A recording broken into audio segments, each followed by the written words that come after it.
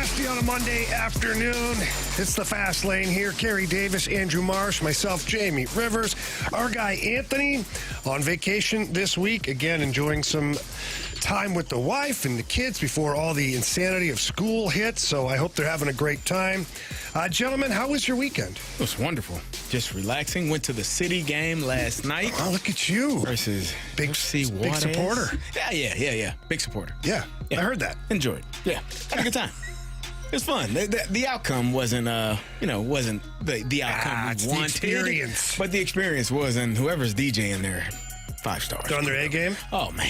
Yeah. It's not just a recycled. No, it's good music. All right. Type pregame, it's good time. That's good. Had a great time. Marshy Marsh, by the way, if you're tuning in right now via the YouTube Air Alliance channel, our guy Marshy has his best Wyatt Earp on right now. Oh, yeah. He's got Raleigh fingers. He's got the mustache wax. He's got the flip there. Mm-hmm. What inspired your look, if I may ask? We had a listener in the Snake Pit about a month or two ago who challenged me and said that I could possibly not pull off the Raleigh Fingers-esque mustache. Okay. And so that made me decide to just grow a beard for 2 months until my mustache was able to twirl. And then I felt that this weekend was the right time to shave the beard and bring out the twirly mustache. So here we are, and I'll probably shave it tonight. I was going to ask you, we've all met your lovely girlfriend, fantastic person, great style, excellent choice in men. What does she think of your mustache? She loves it. Really? Loves it. Well, then maybe you're not shaving it. Maybe not. Yeah. I'm keeping the mustache. I just might not keep the twirliness of it. I mean, because, like Jamie said, you got to get the wax and you got to... Is it a lot of preparation? It's not a lot, but it is like... It's preparation.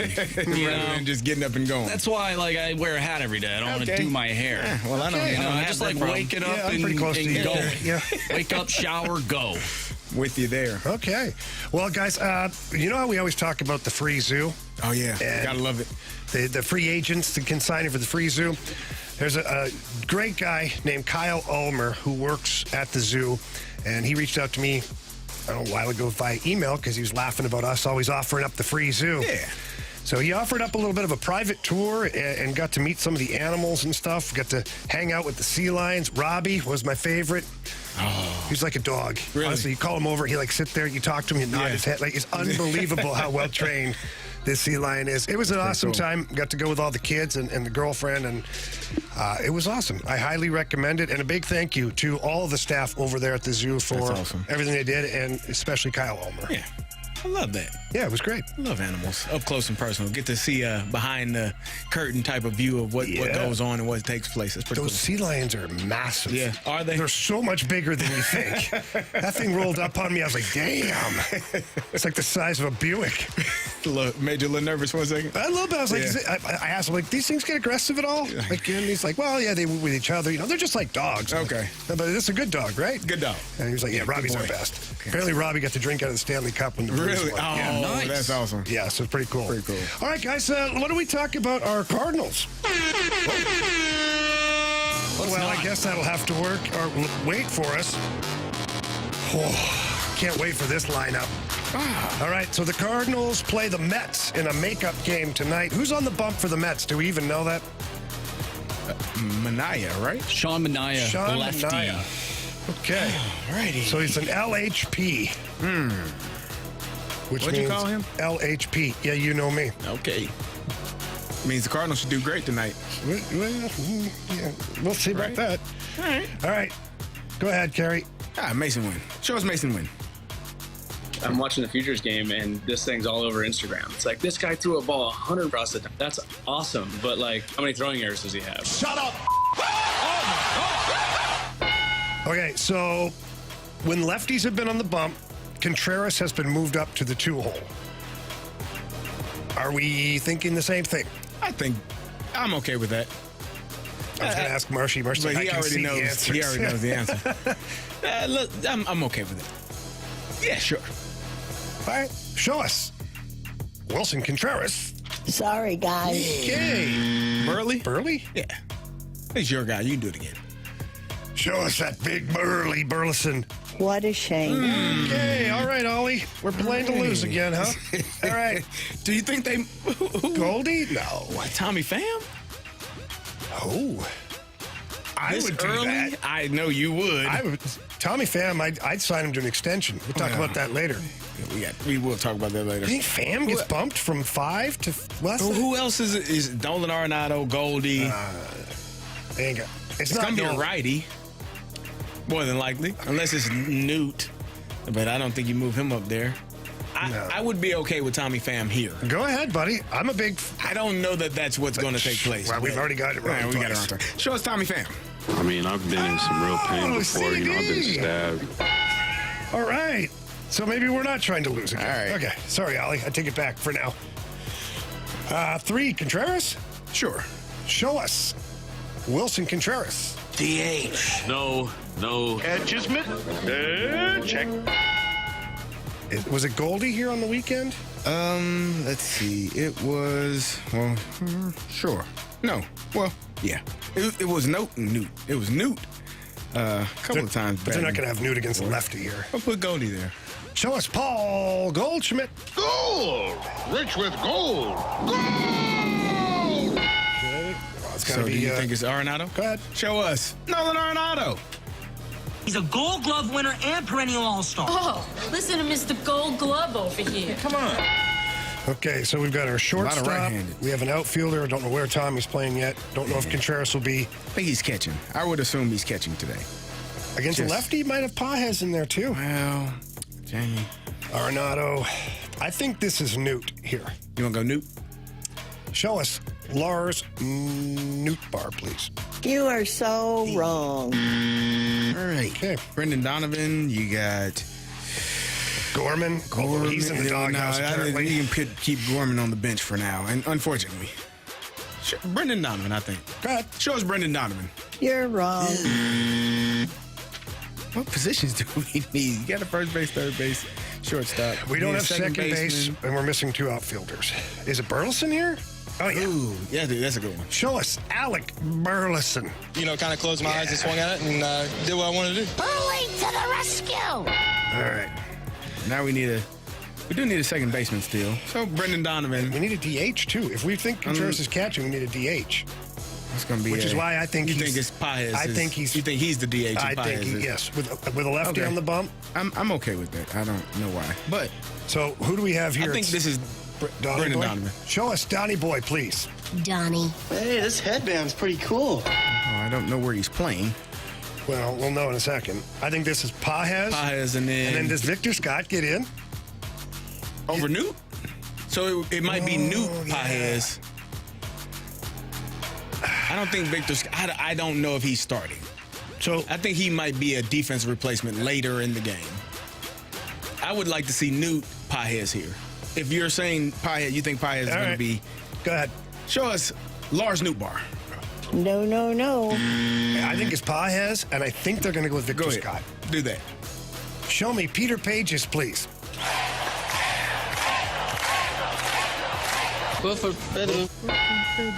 And I know Newt makes more sense than anything right now. But You wanna go I think it's Victor Victor Scott? Scott. I think they're going to take That the makes young sense. man and throw him in. Give him a chance. Show us Victor Scott.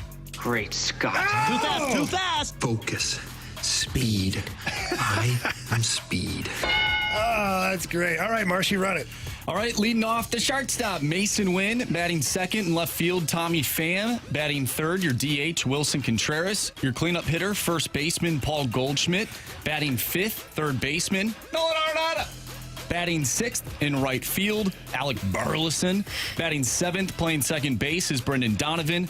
Batting eighth behind the dish is Pedro Pages. And batting ninth in center field, Victor Scott II.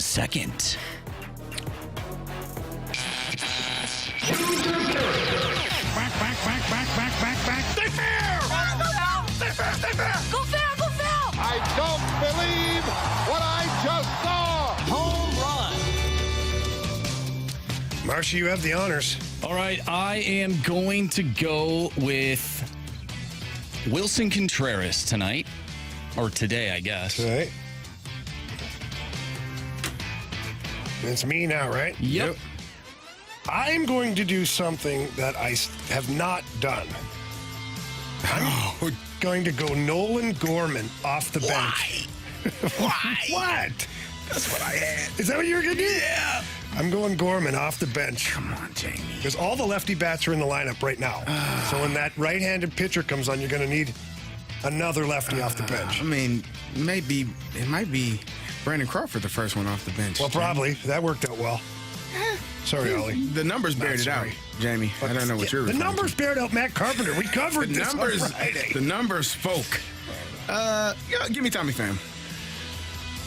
All right, CD's got Tommy Pham. And our guy Anthony, he has Contreras, then Goldie was his second pick. So Anthony Stalter gets Paul Goldschmidt. All right, there's your lineup. Didn't you took Goldie, didn't you? I took Contreras. You took Contreras. I brought it Yep. over. Okay. All right, that's your Cardinals lineup. That's our home run picks.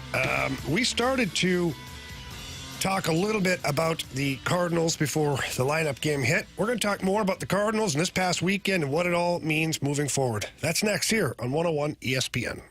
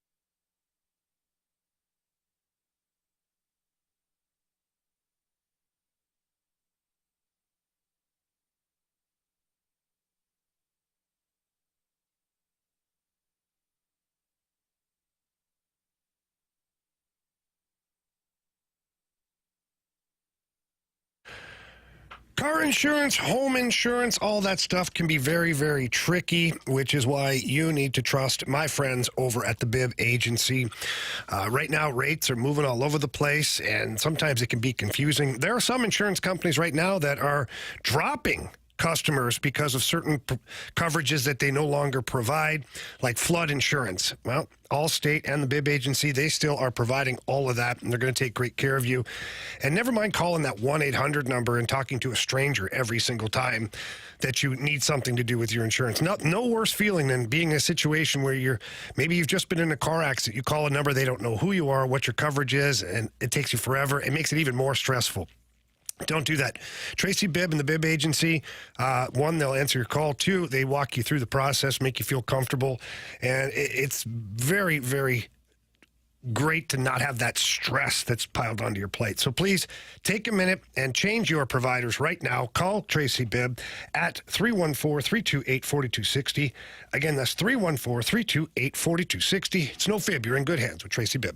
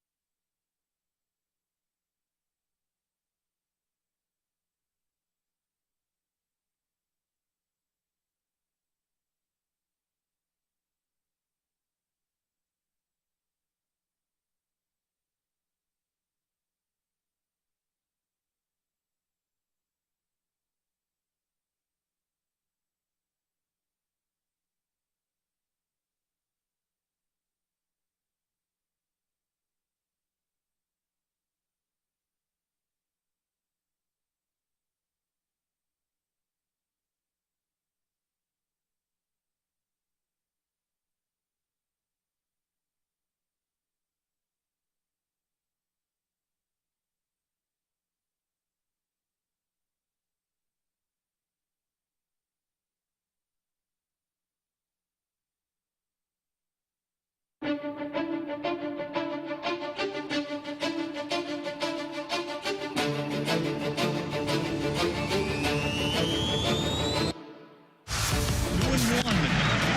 up. All the fans on their feet as the ball lands in the glove of Dansby. And listen to the crowd. The Cubs take 3 of 4 from the Cardinals, and they win it here on Sunday Night Baseball by a final score of 6-2. Cardinals got to feel fortunate that they snuck out that game yesterday, or it would have been a sweep. Well, that was the sound of it on ESPN last night as the Cardinals squander away another one to division rival, the Chicago Cubs.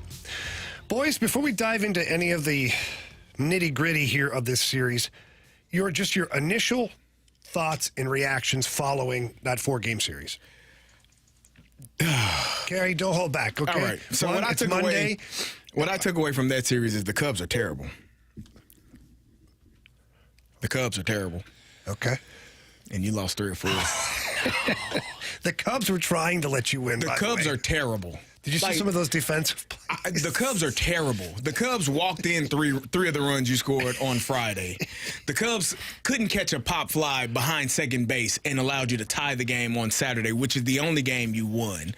You balked and allowed a run to score on Sunday. Like any way that you can lose, the Cardinals lost this series. Like it was you blew the game on Thursday night with your all-star closer. Like every way you could think of losing, they found a way to allow runs to score. They were given runs by the Cubs because the Cubs are terrible.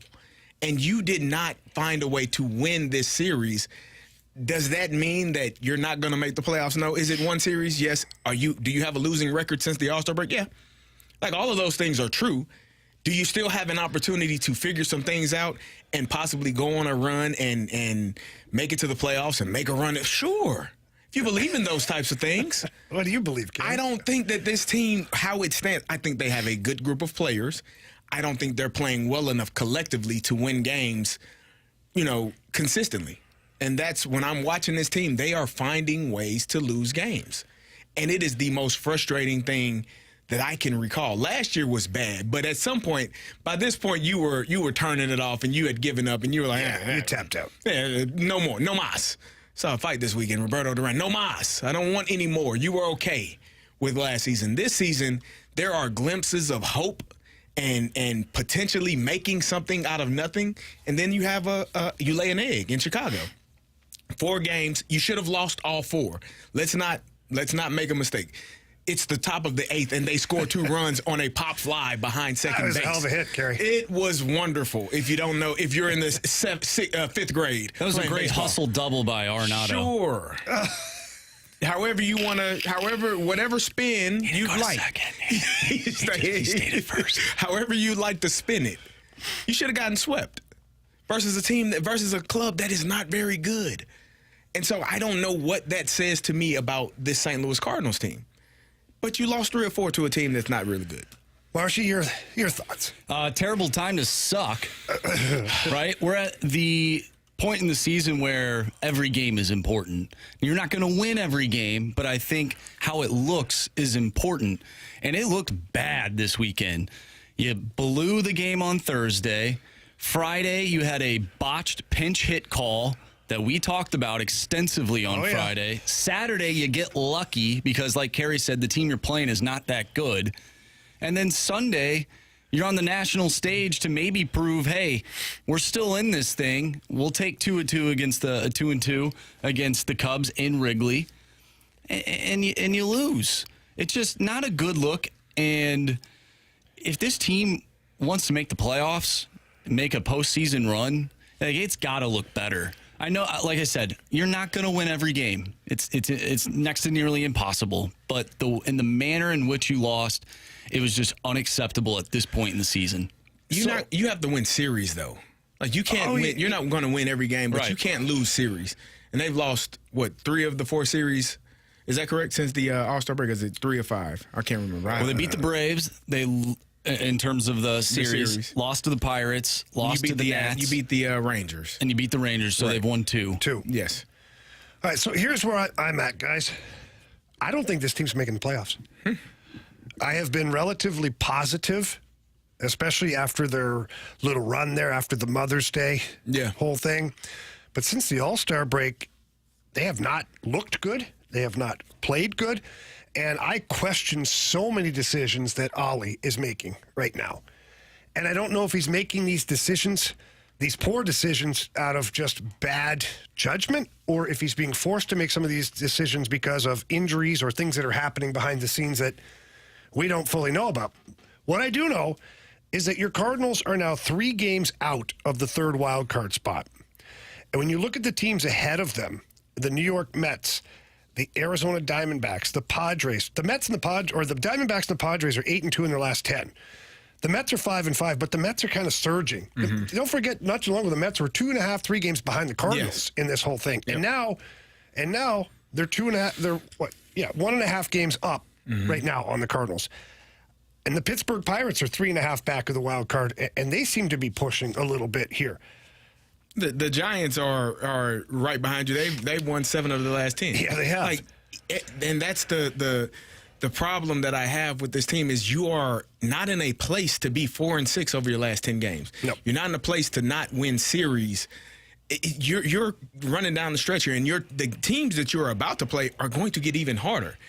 You got the Yankees, you got the Brewers twice, you got the Dodgers. Like, those are teams that are set in first place or trying to get into first place in their division, and they are much better teams than the ones you've faced so far. So, for me, that's bring concerning. Them on, because we seem to play better against the good teams, which is so frustrating because you come out of the break and you beat the Braves, and then you beat the Rangers. The Rangers, not that they're a powerhouse by all means, trust me, they're struggling too.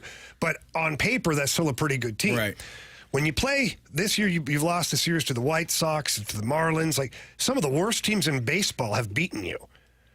And this is one of the worst teams in your division. In fact, they might be the worst team in your division. No, they're just one bit ahead of the Reds. But you shouldn't be getting beat 3-1. Jamie, this reminds me so much of what we talked about with the Blues. Like, they didn't make the playoffs by a couple of games, but lost to teams like the Blackhawks, lost 3 times to the San Jose Sharks. You lose to teams that are terrible. The Chicago Cubs are not a good team right now.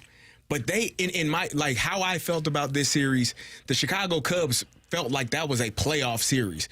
The Thursday night game when they won and they beat Ryan Helsley, you come back and you win the next game. Friday's game was, it was okay for both clubs. But Saturday, the Cardinals do win, but it's because the Cubs actually gave them an opportunity to score a couple of runs there late in the game. And then Sunday, it just goes off the rails. And you're struggling. Eric Fetty didn't have a good outing. He settled down after he gave up a bunch of runs. Miles Michaelis did what Miles Michaelis generally does. Yeah. Like, this is what this team has become, and it's frustrating because I know those guys, they are trying their best to be the best version of themselves every single time they go out there on that field. Nobody is trying to have a letdown. Nobody is trying to strike out in crucial moments or give up home runs. But it can't keep happening, right? That's not how you win games. And, Brandon in the snake pit is like, oh, Carey is so fake. No, I got 2 eyes. I watch the games, and if they are good and they struggle, then it happens. But when you are losing games in the manner and losing to a team like the Cubs, that to me is frustrating. You can't lose division games, and you can't lose games to a rival. You just can't. And even if it's just for the moral victory alone to beat a team that you're supposed to not like, you have to have it happen. To go into Chicago after the trade deadline and to just fall flat on your face is unacceptable. I agree. And Tommy Pham has been really good for the Cardinals since coming here at the trade deadline. But I have a problem with all of that. Right now, everybody is talking about Tommy Pham. Good on him, okay? Good on him. But what the hell are you doing? So you got a guy that's been here for a week, and he's running the clubhouse. He's telling Ryan Helsley, get back out there and do your thing and pitch the way you can. I'm paraphrasing. He said, dropped an F-bomb. Remember who you are. Yeah. Remember who you fast lane are. Remember who the fast lane you are. You got this guy doing this stuff. But where's everybody else? Like, where's the other leadership? If everybody's talking about Tommy Pham, like, where the hell is Goldie? Where's Arenado? Arenado, if I hear one more time from another person nationally that, you know, he gets inside of his head because he gets so frustrated and it really, like, okay, you got to start thinking about the team. And then bench yourself then. If you're so mad at yourself, then bench yourself. Like, because he's really not adding a whole lot. Jamie, this is the part where, and we're going to have something later. Marcy, what is it called? Advice with the former athletes? Yes. We're going to have that segment later because you have played on numerous teams, as have I. You know when the team is really good and there's something special brewing. You know when the team is not as good, but there is talent there and there are pieces that you can, and that is probably the most frustrating team to be on because you know you're capable of having great success, but you're not meeting it. And then you've been on teams that are just terrible flat out, and there is nobody's coming to save you. This team is right now that second tier, that team that has the talent, has the pieces, but for whatever reason, being consistent and doing it over and over and over again is not happening. And you have the future Hall of Famers. You have the talent. You have a guy, as you said, that's been here. Has he been here 7 days? I don't even know. I don't know if he's been here 7 days, and he is the voice of reason in the clubhouse. He might as well put a C on his chest. He's the captain. That's madness. Like that's ridiculous. For a team, for a group of men to have been here for the entire summer, the entire season, and to have one person come in a week and be the voice of reason for everybody, that to me is concerning. And that's not a knock on Tommy Pham. No, it's nothing to do with that. That's a knock on the rest of the men in there that you are not able to control your team or your clubhouse and say, hey, we need to rally around one another and be a better team every single day. That's the concerning part for me. He's Carey Davis, Andrew Marsh, Jamie Rivers here. We're going to continue to talk Cardinals all day because we know Cardinal Nation is just as frustrated as we are right now. But the Cardinals have called up a player due to injury. That player is Victor Scott. What do we think of that move by the Cardinals? We'll talk about that next here in the Fast Lane on 101 ESPN.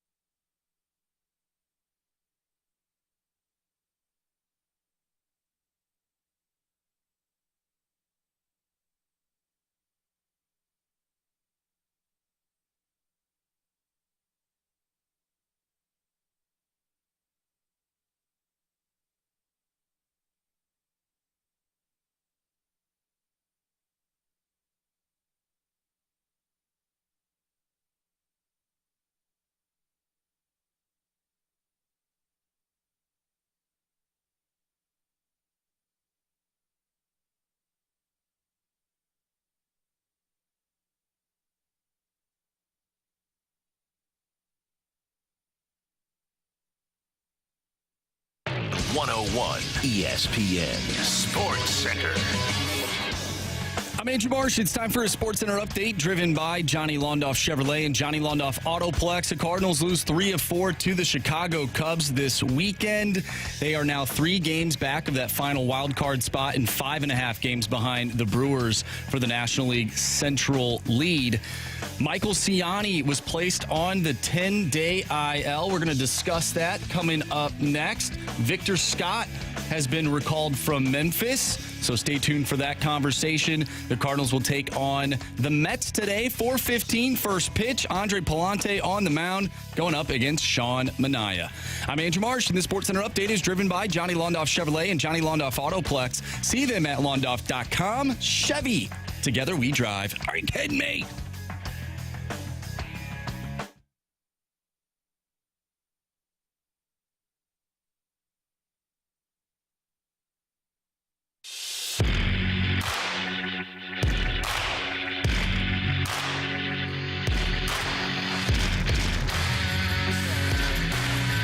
It's a fast lane here on 101 ESPN. Carey Davis, Andrew Marsh, Jamie Rivers here. The Cardinals have made a move in light of Michael Ciani being placed on the 10-day IL. Looks like a right oblique strain. So, Carey, as we know, that could be 10 days, 20 days, 30 days. Yep.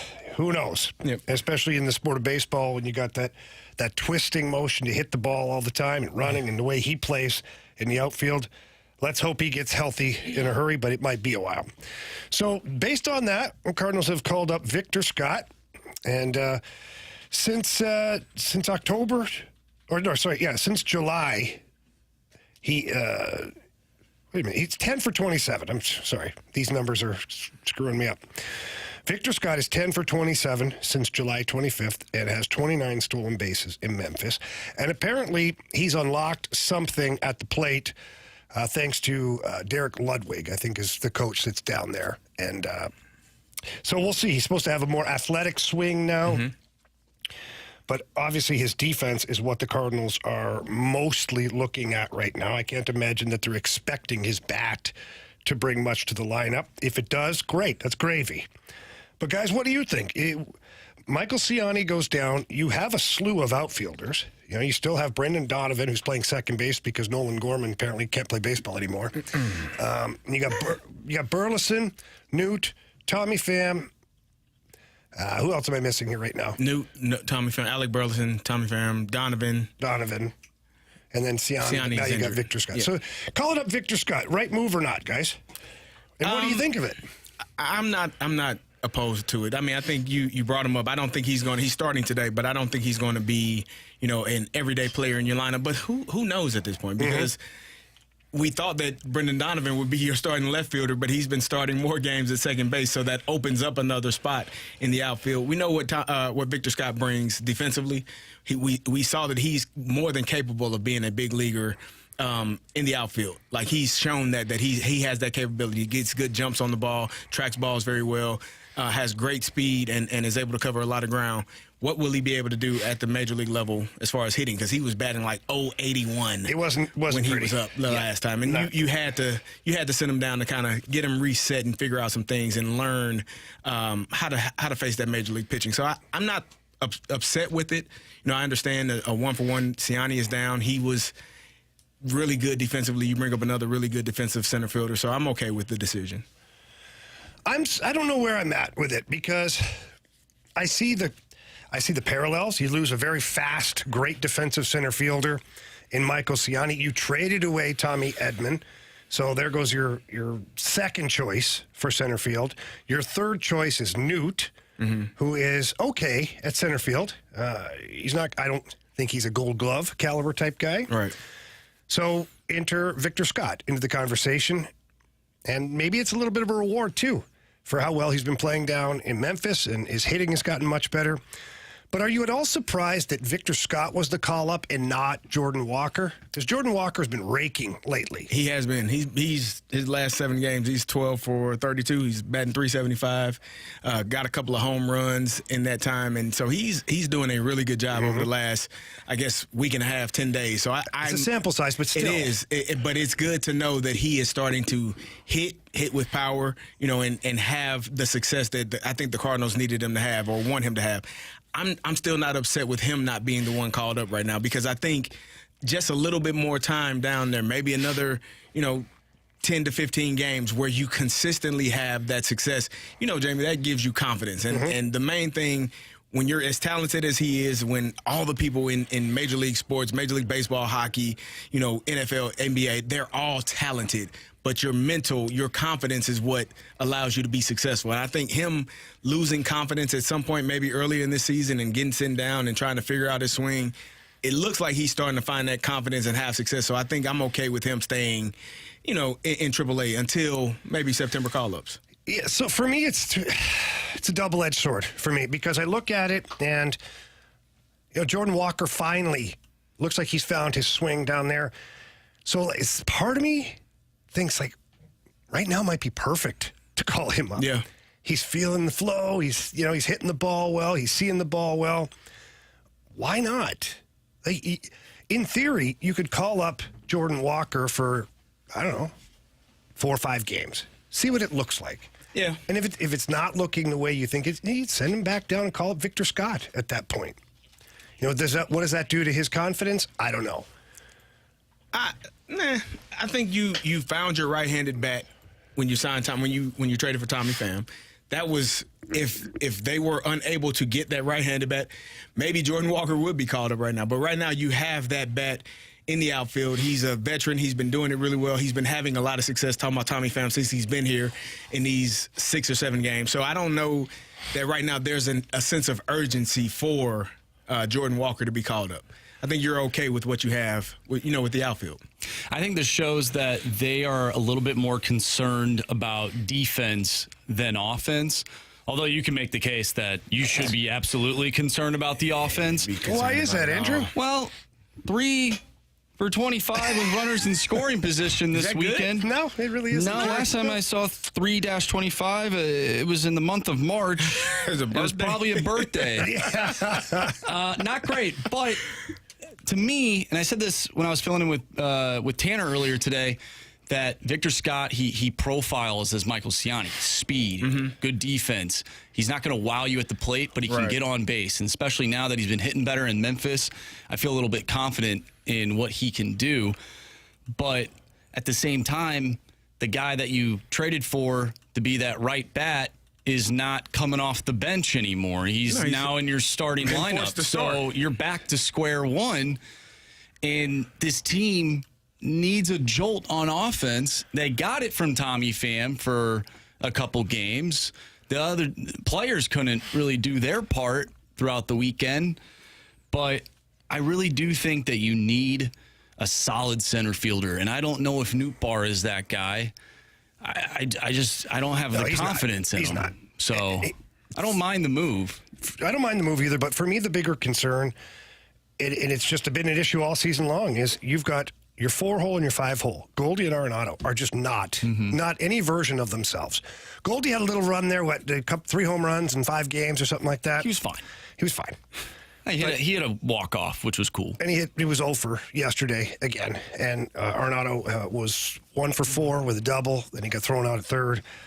But that's your biggest problem, because if those guys are hitting even close to a version of themselves, you don't care what Victor Scott brings to the table. You don't. You don't care what Michael Ciani brings to the table offensively, because you've got your guys. If those two are hitting, you're legitimately 7 batters in. Because right now, just look at the lineup. Wynn, Pham, Contreras, Goldie, Arenado, Burleson, Donovan. You have to get to Paez before you're like, okay, there's maybe a couple of outs at 8 and 9. But because Goldie and Arenado, who are hitting the middle of your lineup still, puzzling again, Ollie, very puzzling, because they're not producing. Who else are you going to put there? Anybody. Who cares? Carey, who cares? Well, why don't you put Alec Burleson there? Why not? Put Burley at 4. You put Donovan at 4 a week ago. You want to put Burley at 4, Donovan at 5, and have Goldie at 6 and Arenado 6 and 7? Ideally, that's where they should be, but then you have like 4 outs at the bottom of your lineup. 6, 7, 8, 9 possibly. There are guys that aren't making contact. So you're trying to force feed them into the middle of this lineup to where if they get lucky and hit one, now you can create some offense. They're just a major problem. That's just the bottom line. From a baseball standpoint, they are a problem. And this is why you're struggling. This is why that run differential is so poor for you. This is why you're not winning the division right now. There are a lot of things they got to be better at, and obviously what Marcy said, hitting with runners in scoring position would be nice. Nice. Yeah, you can start there. I agree. I'm at the point where just bunt. I don't even care. Make it a squeeze. Try like anything because you're not making contact with the ball. You're dribbling ground balls to second base, to shortstop, back to the pitcher, and then you just getting plucked off with double plays and stuff. Yeah, it's not great. So, all right. We'll see. We'll see how Victor Scott does. Wish him nothing but the best. Hopefully, the young man comes in and creates a spark for the Cardinals. That would be nice. And those young guys, especially with speed like Victor Scott, those guys can provide a spark. And then hopefully the rest of the team feeds off of that. We got What's Trending coming up next here in the Fast Lane on 101 ESPN.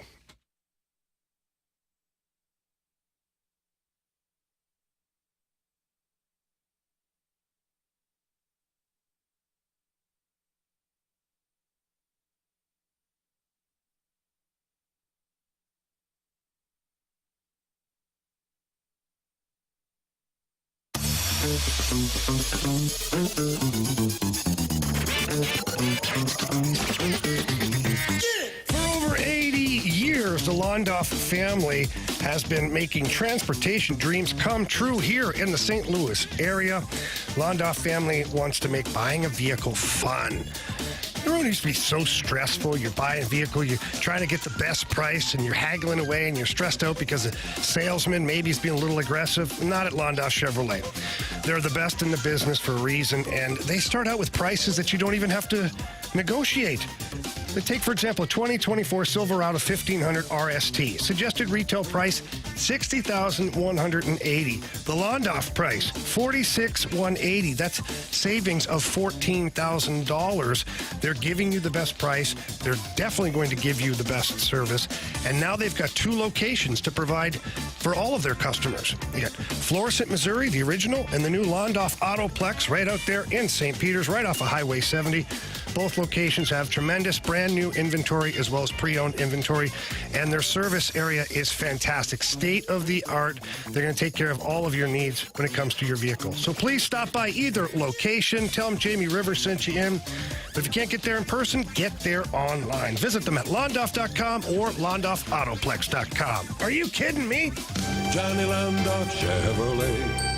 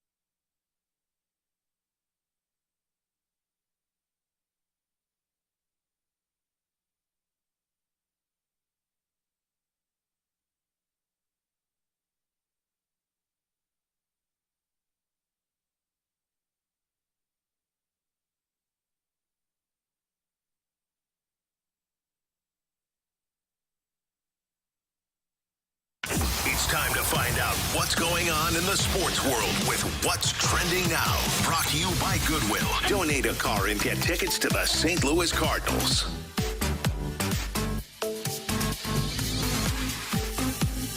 Welcome back to the Fast Lane here on 101 ESPN with Jamie Rivers and Carey Davis. I'm Andrew Marsh, and it's time for What's Trending.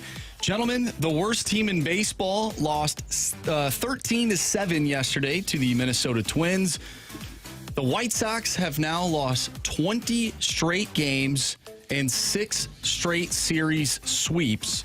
That is the 18th this season. They now have the third longest losing streak in Major League Baseball history, behind the Baltimore Orioles in 1988. They had a 21-game losing streak, and the Philadelphia Phillies in 1961, their losing streak was at 23 games. By the way, the Cardinals lost to this team. When you guys played, obviously you played against some really terrible teams. What is that like with your group when you prepare to play against a team who is horrendous? Well, it's a tricky thing because guys get confused sometimes. They think, like, football, I don't know, I'll let Carey speak to that, but hockey guys seem to think, like, oh, I'm going to get a couple of points tonight. I don't have to work that hard. I'm just going to float around, shoot the puck when I get it, and, you know, that kind of thing. Have an easy night at the office. Well, the other team, even though they stink, they don't always get the memo that they're supposed to lose. Yeah. And a situation like this, I played on a bad team. The New York Islanders, we were not good. Not good. But this part of the season, like if it was in baseball comparatively, the last chunk of the season after the All-Star break or after the trade deadline, guys are playing hard. Yeah. Because you need to get a job for the next year. You either want to get the hell out of Shawshank, which is that terrible spot that you're playing at, so you want somebody to sign you or trade for you. Yeah. Or you have to show that you're of worth value, around. Yeah, that you're not part of the problem. Yeah. So it can be tricky for sure. Yeah, playing against a terrible team is one of the biggest fears, because not only is that team terrible and you kind of relax, but you also start looking ahead. Like in football, you tend to say, that's a win. We'll look past who we got next week. Okay, we got the Ravens. All right, we don't have to worry. And then you get punched in the mouth. And you're like, oh, I guess we shouldn't be worrying about next week. You're in halftime wondering what the hell happened. What are we doing? We've sleptwalked through the entire first half, and you're like, yeah, we probably should turn it on. And sometimes you can, but oftentimes it's a little too little too late to turn it on, and they've already been going. So, yeah, it happens in every sport. It's one of the tougher things. If you're a White Sox and you're a White Sox fan, they haven't won since the All-Star break. Like, they've lost every game. I don't even know how that's possible. You can't fall into a win, like, accidentally. I know what you're saying. Like, I know what you're saying. Somehow, dumb luck, something. Like, you're really bad if you lose 20 games in a row and can't fall your way into one win.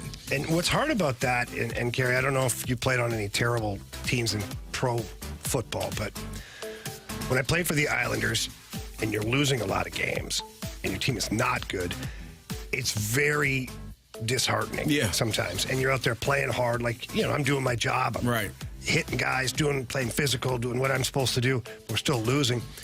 Like, you almost have to take this team mentality and you have to not get rid of it because you play as a team, but you almost have to start making personal goals for yourself. And I did that because I talked to a sports psychologist when I was in New York, and he's like, listen, man, take all the other stuff and ignore it. He goes, set 2 goals for yourself each game. Like, not to score 2 goals, but just set 2 things that you can achieve. Like, if you want to have 4 or 5 hits, say I want to hit 5 hits, 2 block shots, 3 shots on net. You know, something like that. So at the end of the game, you know that there was something positive though for you to go home, so you're not sitting there crying yourself to sleep. It's miserable. It's terrible. It is miserable. And you can have a great game and you still lose and you feel just as bad. Well, how you like, celebrate? Celebrate for all the guys? I had my guy. I got my guy. We lost 6-1, Jamie. Well, it wasn't because of me. I got an assist on the goal. It's tough. Guys, the NFL released their top 10 of the top 100 players in the league as voted on by the players. Over the weekend, you may have seen that Patrick Mahomes was slotted in at number 4. What? 1, are you shocked by that? 2, who do you believe are the top 3 if you have not seen this list? Okay, I haven't seen this list, so I'm very curious to see who the hell's ahead of Patrick Mahomes, especially with the things that Mahomes has been doing for the last 3-4 seasons. But I imagine Christian McCaffrey. Bingo, he's number 3. He's number 3. So who else number 1? I thought I saw. What am I missing I could here? be wrong. Is Lamar Jackson? Tyreek? Lamar Jackson's number 2. Is Tyreek on there? Tyreek is number 1. Is number 1. Yeah, I saw Tyreek was number 1. Okay, I disagree with this, Carey, and I'll tell you my opinion, and then you can give me a true football opinion. Okay. Tyreek, as much as he can be a difference maker, he relies on the quarterback getting him the ball. So I don't care how fast you are, you can just run sprints all game. Just like the Tampa Bay Buccaneers in the Super Bowl where they let him run sprints all game and they couldn't get the ball to him. So Tyreek is irrelevant to me. Christian McCaffrey, I think that's a guy that he's plugged in multiple areas in the game, and he's extremely talented. Lamar Jackson's extremely talented, but I don't know how a world of football does not have Patrick Mahomes at number 1. I think Patrick Mahomes obviously is one of the top players, but it's so dependent. I think he probably took a step back, not at his own fault, but because of the people around him. His receivers couldn't catch a pass. But that's not his fault. It's not. But his play kind of took a step back because. But then that's the problem with the numbers right there. Maybe because his Tyreek Hill completion percentage. Jamie, probably. Do you have a guy like when there's a guy on the team that can literally run past anybody on your team? There is a fear inside of a defensive coordinators and defensive backs. I wonder how much sleep they get. Like, there's probably conversation. Do we want to play man this? No, coach, come down. No, you got to stack it. You don't want to play man. You got to have a guy down deep pick him up. You want to double cover him. You want to have people. You want to have coverage over the top. Yeah. You want to make sure that he does not run past you, because he will. And he is one of the fastest players that I've ever seen. But is he throwing the ball to himself? Nah, but he got a guy that's going to get the ball to him, and the moment he's behind you, it's 6. Yeah, it's like facing. It's like facing Barry Bonds in his prime. He's going to hit it out. Walk him. But I don't think any player should be rated higher than the best quarterback in the league. But this is voted by the players, so the players could be like, who am I really most scared afraid of? The scariest and that's why Lamar, I think, is above Patrick Mahomes, because he does, he's that dual threat quarterback. Right. Not that Mahomes isn't. I think Lamar has a little bit more to him. The scariest thing for a DB, I tell my receivers, when you're lining up or when you're talking to DBs, just say, go route. Go route. Put it in their brain. Go route.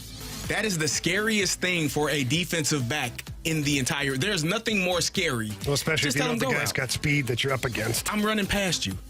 And everything else you want to do opens up, because they do not want to be beat, and everybody in the crowd, everybody on TV, watching on TV, knows that it was your fault that you got ran past.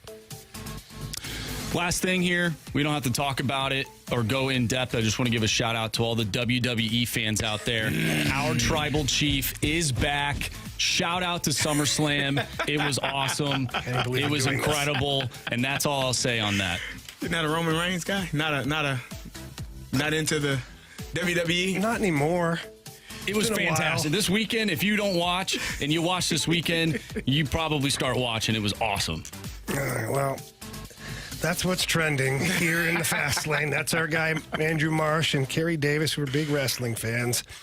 Okay, Cardinal Nation, next segment. Would you, as fans of the Cardinals, be okay not making the playoffs or having a playoff-less season if it meant more development for your young talent so that you could have sustained success later on? We're going to get into that next here on 101 ESPN.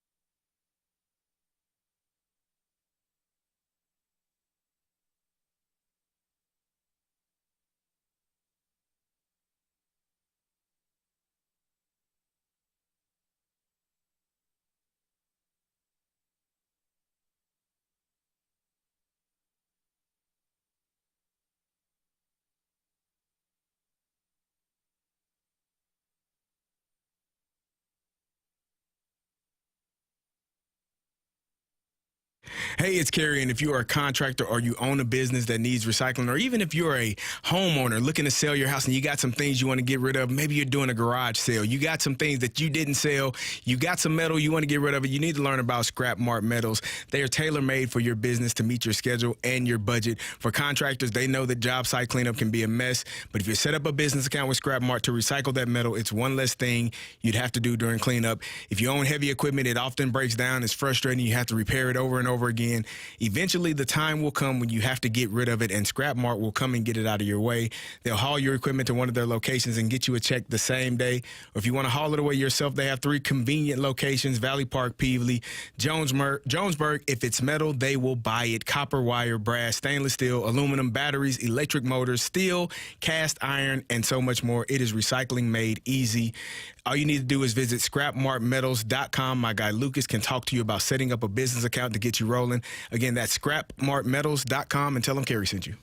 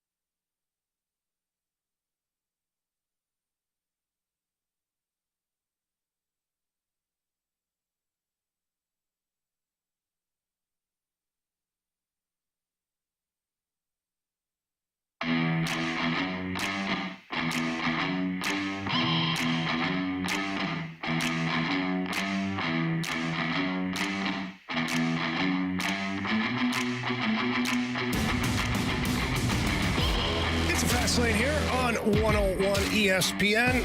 Cardinal Nation, we have talked about this before earlier in the season and mostly in the offseason leading up to the beginning of spring training for your Cardinals. But the discussion was, could you handle not making the playoffs for a second year in a row or maybe even a third year in a row if the Cardinals were drafting and developing their talent and their young talent that's in the minors coming up to play at the big league level, to develop while playing at the big leagues, so that the window of competition would be open 2 to 3 years down the road, but you'd have all of this young talent that now cost controlled. You could put together a pretty good run. I think it would be more acceptable for Cardinal fans if this team was a younger team and losing in the manner in which they're losing. I think more people would be excited about the future and what that may look like.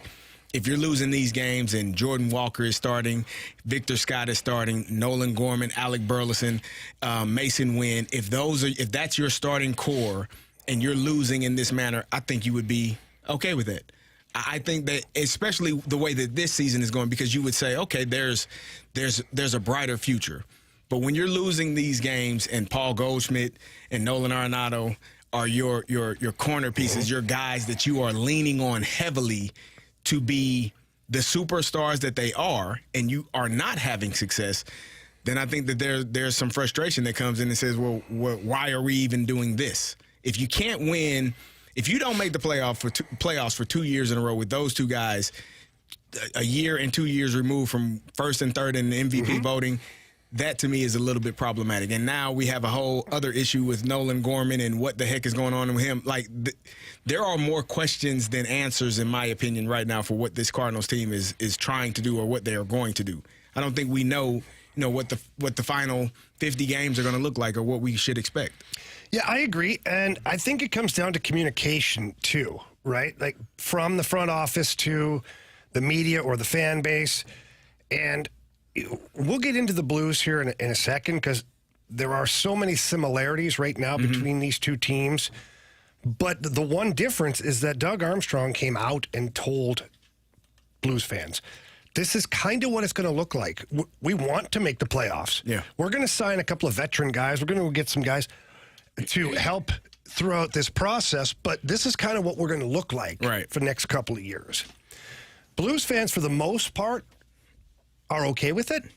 I know lots of people wanted the Blues team last year to make the playoffs. Yeah. They fell short. So hopefully this year steps even closer to making the playoffs, if not getting into the playoffs. But I just don't know how Cardinal Nation would react. In my time here in St. Louis, I have never seen a rebuild. Last year would have been the year to do it, in my opinion. Last year, if you were going to move on and say, this is one of the worst seasons we've had in a long time, this is probably a 2 to 3 year process. We're going to get these younger guys an opportunity to play here in 2023 and in 2024. We're still going to maybe you don't get to, maybe you're not able to sign a Sonny Gray.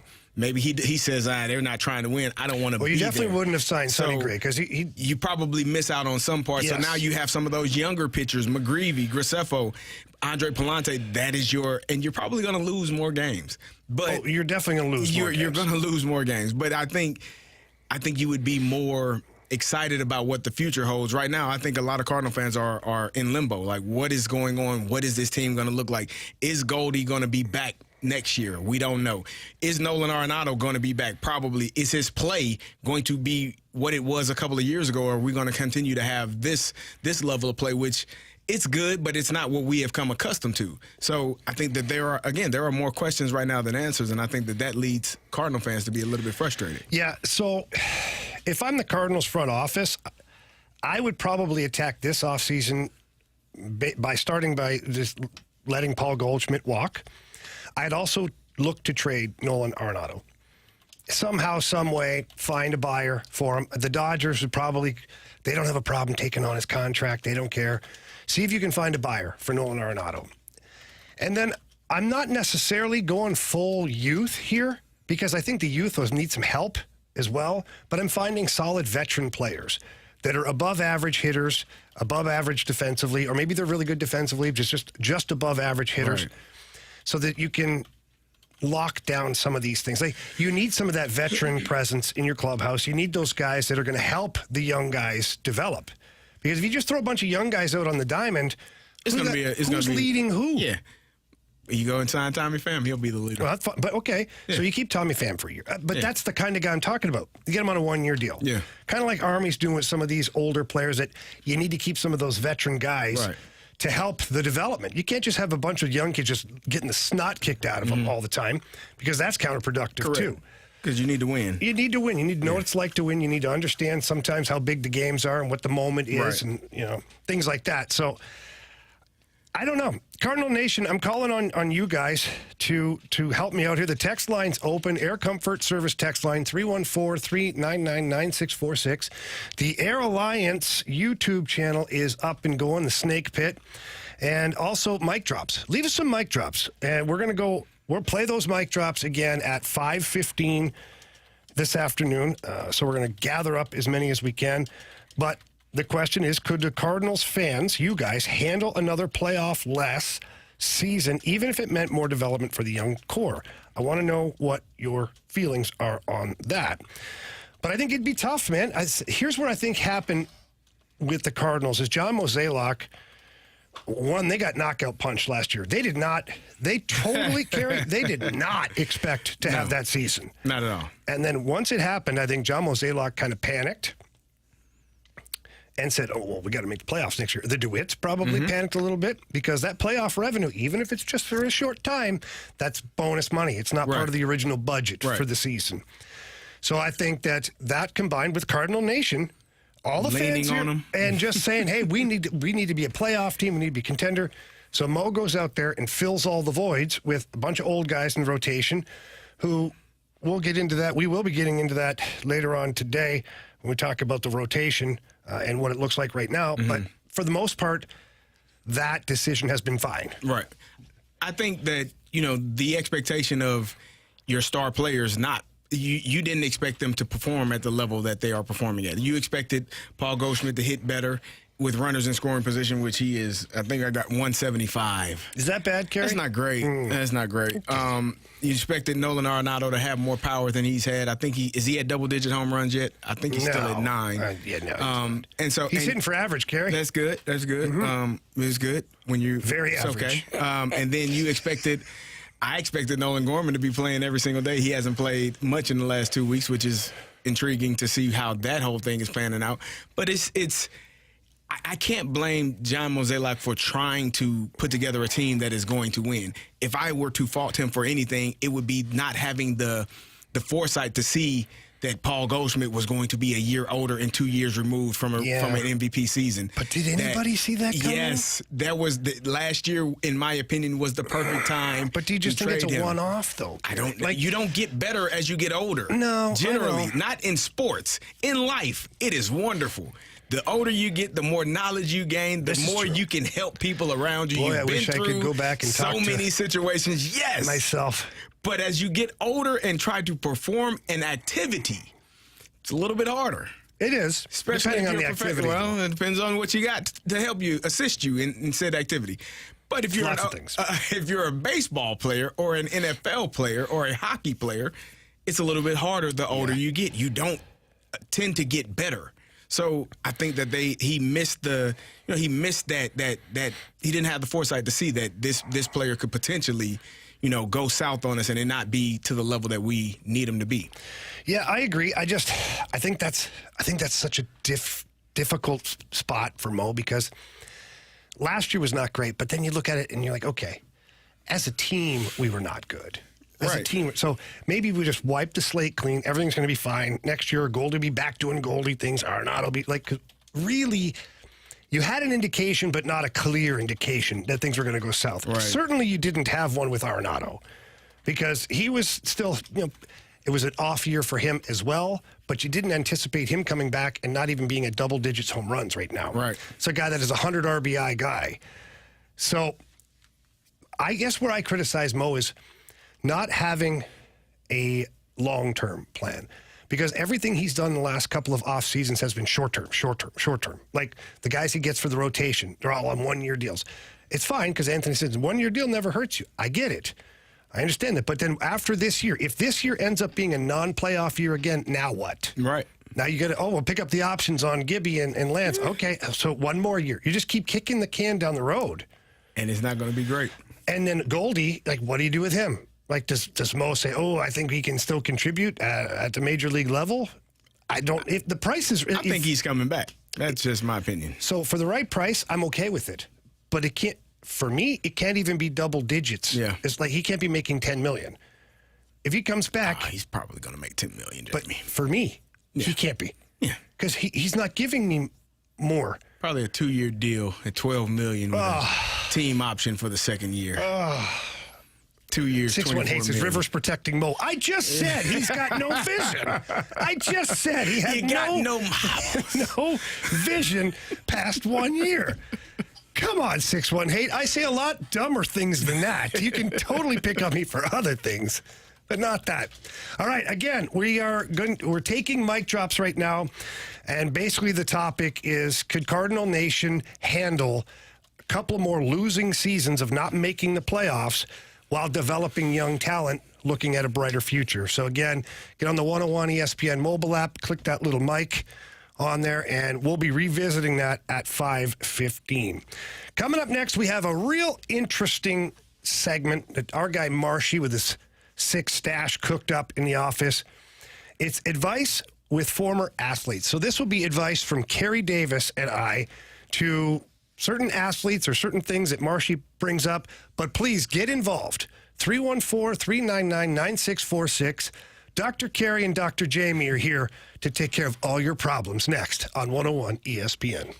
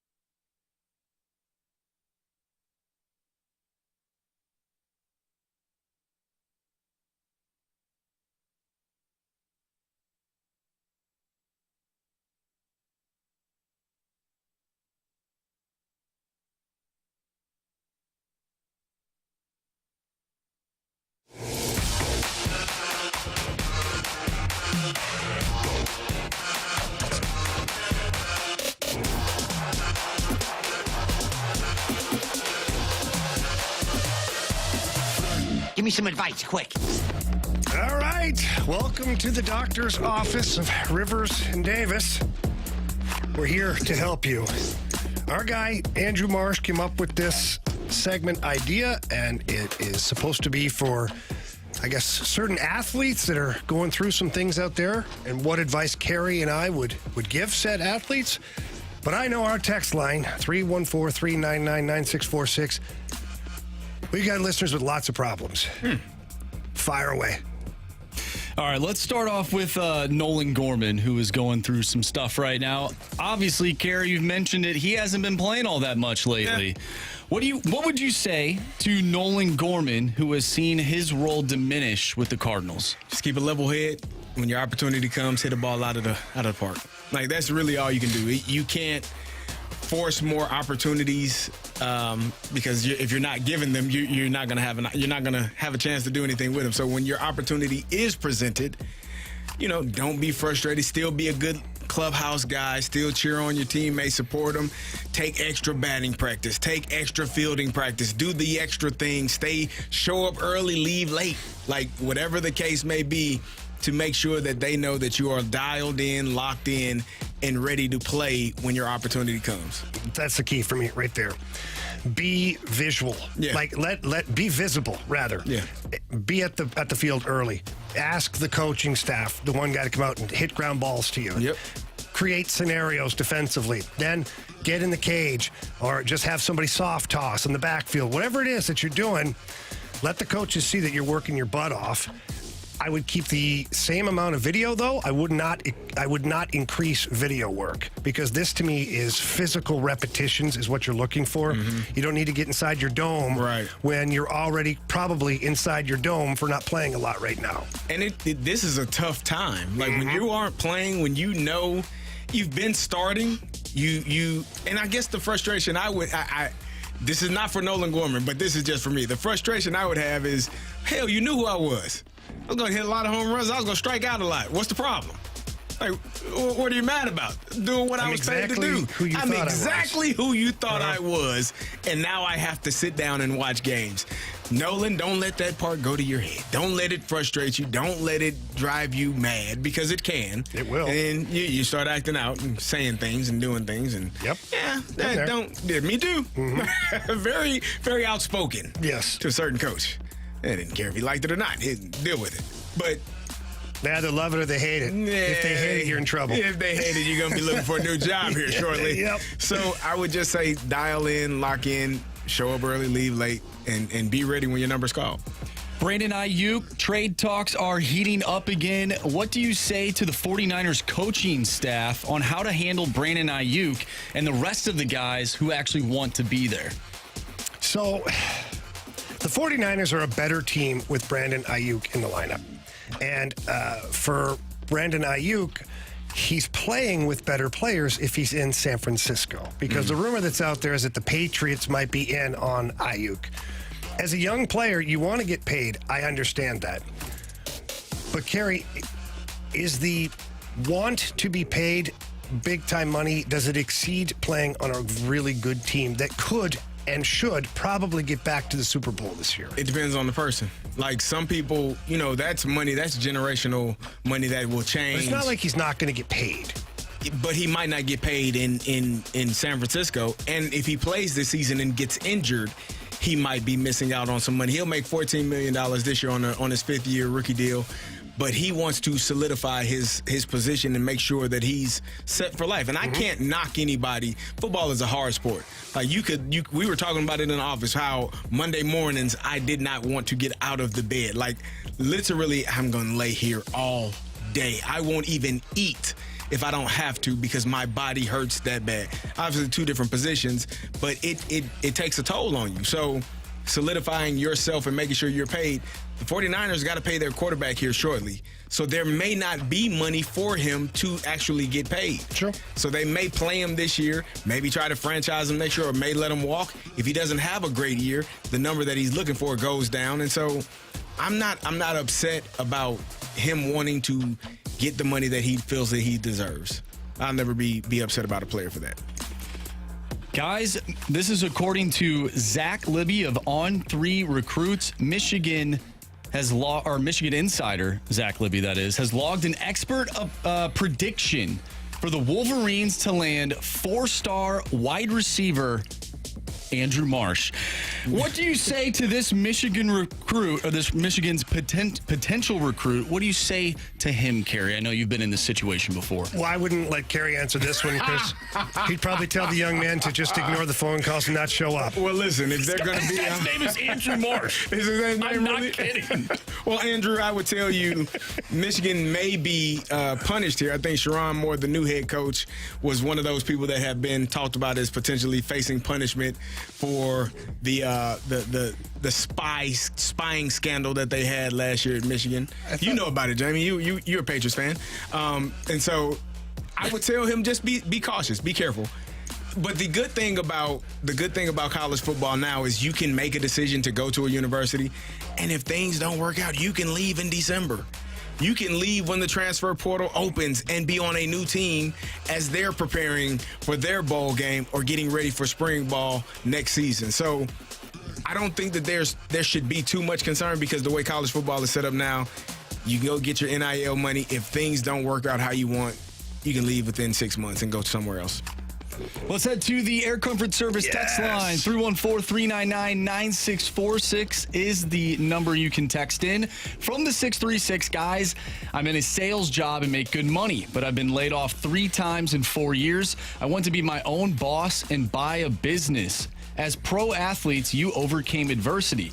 Give me that nudge to make it happen. The world is soft, and I need that killer mentality push. So when I started my company, Synergy Hockey, it was a tough time for me. My career had just ended suddenly. No money coming in, Carey, but a lot of money going out. Mm-hmm. You know how that works. And so I had to think of a way to utilize the talents that I had. And I'll never forget that Todd Ewan, former tough guy in the NHL, was sitting by me at the rink one day, and he's asking me what he's so depressed about. I'm like, I just don't know what the hell to do, man. Right. He's like, hey, idiot. He's like, you have a PhD in hockey. Yeah. He's like, not many guys have played as many games as you have in the history of the NHL. You got to figure out how to use that now. So I started a small company. And for someone who works for someone else or whatever, if he's in a sales job, he doesn't like it, or he's earning good money as a salesman, that tells me he's got talent in selling. So he needs to create a company that he's passionate about, because if you're a good salesman of selling whatever product it is you have, it's because you believe in it and you know a lot about it. Right. So find something that you truly are passionate about and watch the sales go then. Watch how good you can sell things about something that you like. Especially when it's yours. Exactly. Like when you're selling it for someone else. You're not punching out at 5 o'clock when it's your company. When it's yours, you're really dialed in and really passionate about it and wanting to make sure that people get the product that you want to give them. So, yeah, it's just a leap of faith. Sometimes it can be scary, but, take it. My advice would be that if you're making pretty good money right now, apparently, that means you probably have a small window to where you can make less money for a little bit while you build this product up, and then dive in head first and don't sleep, man. Work till you get yourself set up. You'll reap the benefits. Let's do one last one from the 636. Dear doctors, when is it time to hang it up as an immature amateur or intramural athlete? As an amateur? I don't know. Like, does that include like beer league, Marshy? I guess. I don't think you ever hang them up. No, I think you hang depends on the sport, I guess. I think you hang them up when your body, when it takes you too long to recover, or you're dealing with injuries that impact your regular job. Like if you break something and you say you're playing football, semi-pro football, and you break an arm, and you need that arm to be on the keyboard. Yeah, you probably should be thinking about finding other hobbies that are less dangerous. So I think when your fun job impacts your paying job, I think it's time. And when your body is just like, I don't need that anymore. Because the body, and also too mentally. Like, yourself, like if you're playing beer league or softball team or flag football or whatever it is that you're playing with your friends at an amateur level, like when you can't wait to be there and you love being there, but then when you start to make excuses as to why you can't make the game or you're texting, I got a late meeting, can't quite make it, that's when you hang them up, because you're not into it anymore. And that's when you could you're more susceptible to some of those injuries because you won't be like dialed in. Yeah. All right, that was our first round, first segment ever of Advice with Former Athletes. Hopefully you guys liked it. If you did, let us know, and we'll start incorporating it maybe more, maybe once a week or something like that. Coming up next year in the Fast Lane, we talked about this a little bit earlier, but are all of the offseason concerns about the starting rotation finally coming to light? We'll talk about that next here on 101 ESPN.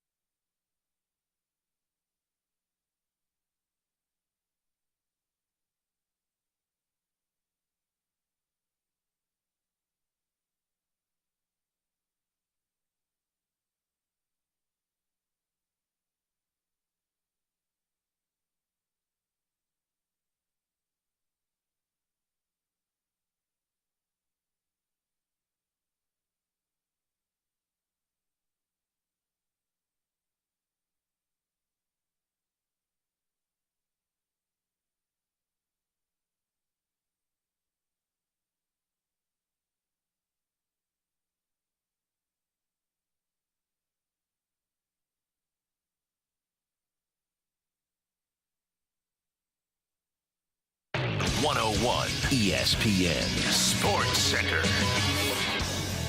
I'm Andrew Marsh. It's time for a Sports Center update brought to you by Saliga Heating and Cooling. The Cardinals lose 3 of 4 to the Cubs this weekend. The Cards are now 3 games back of that final wild card spot and 5.5 games behind the Brewers in the National League Central. Michael Ciani has been placed on the 10-day IL with a right oblique strain. Victor Scott, the second, has been recalled from Memphis. He will bat 9th and play center field tonight for the Redbirds as they take on the New York Mets as Sean Manaea takes the mound for the Mets. Andre Palante on the mound for the Cardinals. First pitch is at 4:15. So as that game progresses, we'll keep you updated on the game. Coming up next, though, we have a conversation about the starting rotation. We all had concerns heading into the season. The Cardinals rotation, they proved otherwise, but are they now proving us right? We're going to dive into that next right here in the Fast Lane. I'm Andrew Marsh, and the Sports Center update is brought to you by Saliga Heating and Cooling, an independent American Standard heating and air conditioning dealer.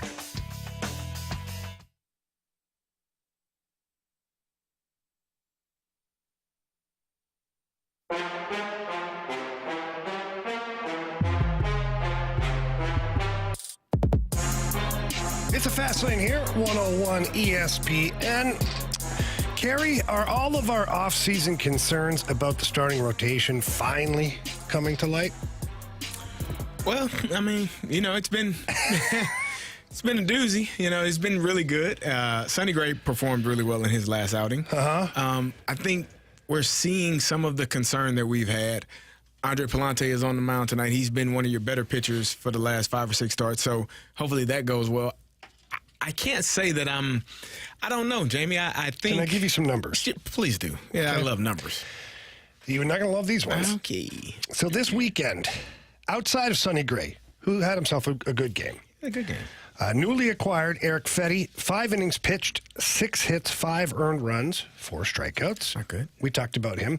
Terrible second inning for him, but he did hunker down and pitch pretty well following the blow-up. Mm-hmm.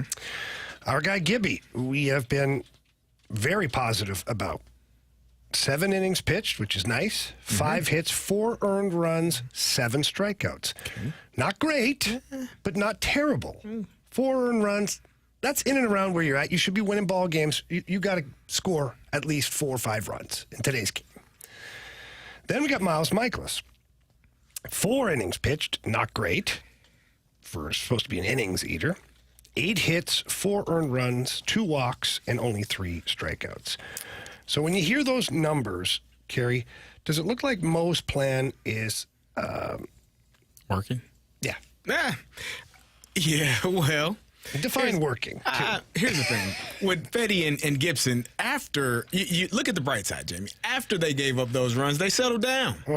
So if you can just get them to not give up those runs, maybe they'll be settled in the entire time. So that'd be nice. If you want to wear rose-colored glasses and look at it that way, you can say that. Miles Michaelis, I thought he was doing okay until he balked and got a run. That was weird. Yeah, it was weird. It's like he had a little brain fart there. Yeah, but I was listening to it, and they said it was Crow Armstrong at the bat, right? They said at the plate.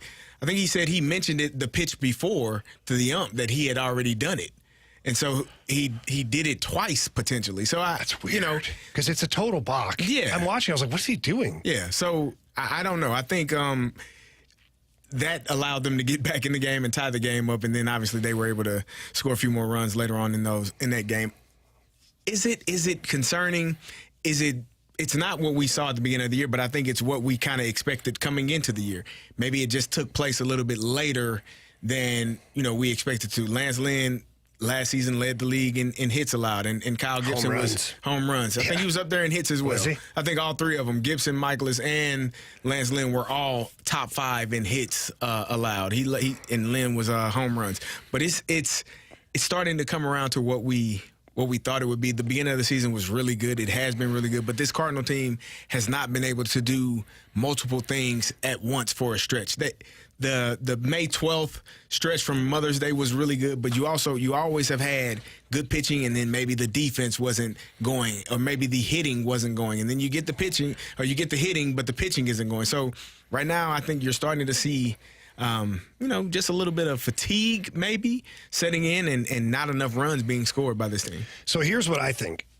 here's where the age of your rotation, I think, is starting to show its colors, okay? You've got older guys. Lance Lynn, already feeling it. He tweaked his knee. We don't know what happened with it, but he tweaked his knee. So he's out of your rotation. He's one of the elder statesmen you brought in. Mm-hmm. Kyle Gibson, is he tiring out a little bit? I don't know. I still, even though I look at the Cardinals not playing well there, Gibby still pitched 7 innings and still had 7 strikeouts. Right. I don't love the 4 earned runs, but I mean, those numbers aren't terrible. Right. I'll take that. Rather than Miles Michaelis. 4 innings pitched. Like, it's just not enough. No. It's just not enough. And Eric Fetty, again, I'm giving him a pass on his first game as a Cardinal. I am excited for his next start to see, if he's made some adjustments or he's settled in. Right. Because, your first game with your new team, especially. That wasn't good. That was not great. But to Marcy's point, he did retire 10 batters after giving up those runs. So, maybe we'll see that version. And again, Kyle Gibson gave up 4 runs in the first 3 innings, but he settled in and was able to go 7. So I think the concern is we have always kind of expected 1 or 2 blow-up innings for Lance Lynn and Kyle Gibson.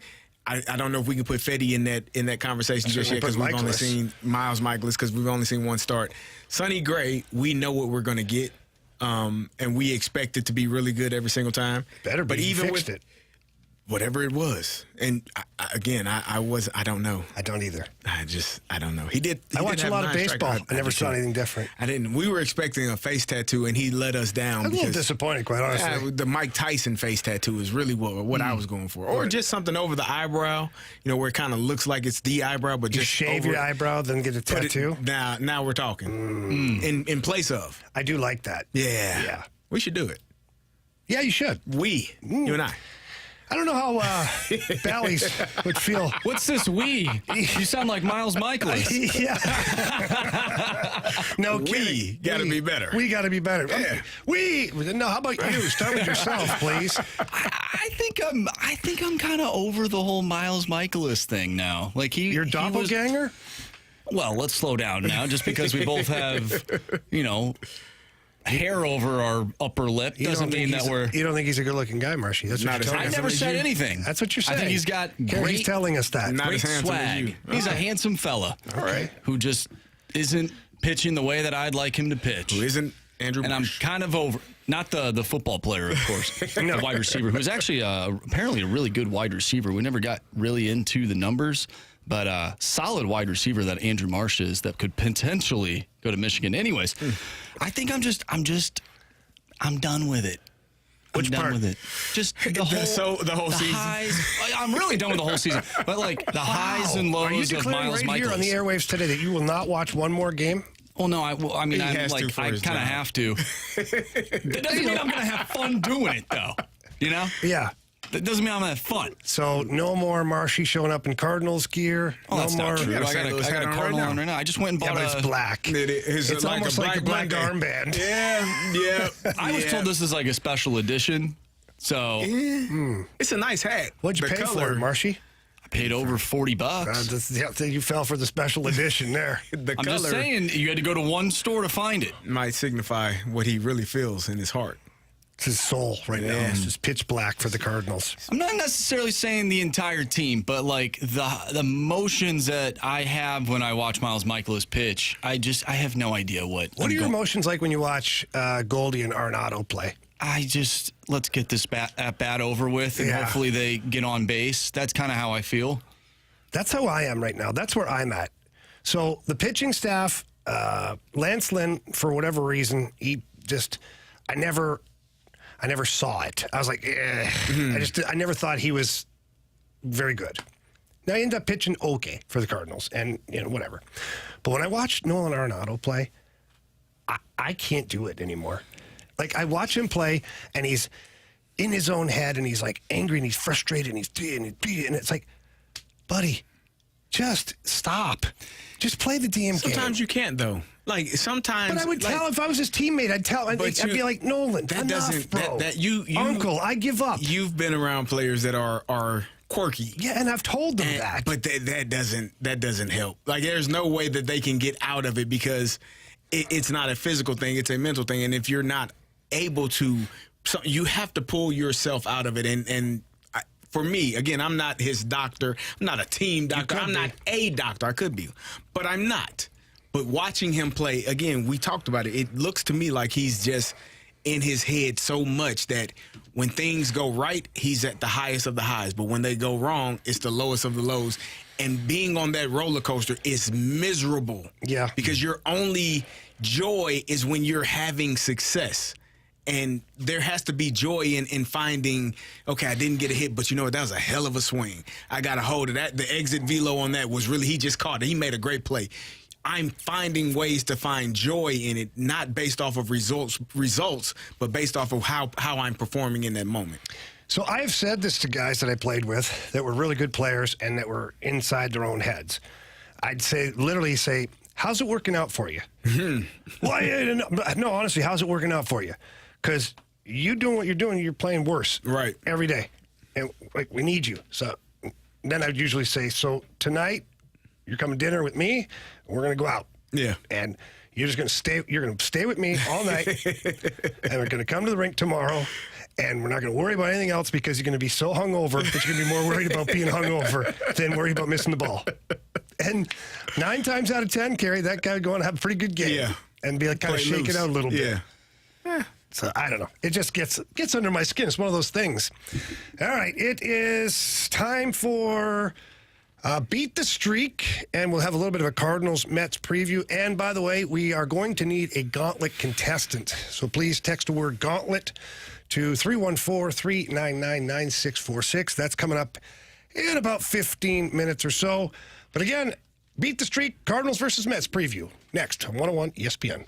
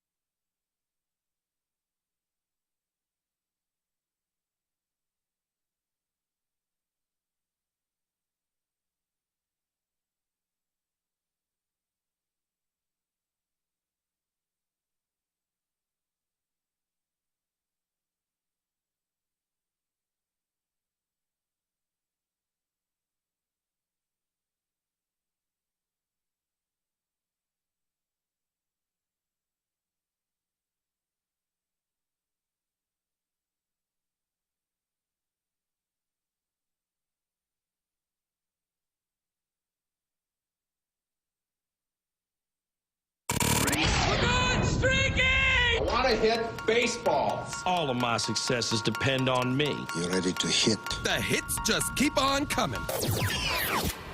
And his first big league hit is a bullet up the middle. It's a fast lane here at 101 ESPN. It is time for Beat the Streak. And Marshy, do we have our guy on the line? Yes, Chris is ready to go. He has a streak of 2. All right, so who's leading right now? So Chris and yourself are actually in the lead right now with a current streak of 2. Okay. Carey, you're at 1. Mm-hmm. And Anthony and I are back to 0. Ground 0. Okay, Chris, we've got the Mets tonight. It looks like Sean Manaea on the bump. Who's your guy? Who's getting a hit for you tonight? I'm going to go with Wilson Contreras. He's batting about 500 against them, so I'm going to take the odds. Wow, look at you do a little research and everything. I like that. I got to. My wife called Newbar getting a hit last Thursday, and I had to hear about it all weekend. All right, well, hopefully Mr. Contreras comes through for you tonight as well. Okay, I'm going to go off the board here a little bit, guys. I'm going to go Tommy Pham. Okay.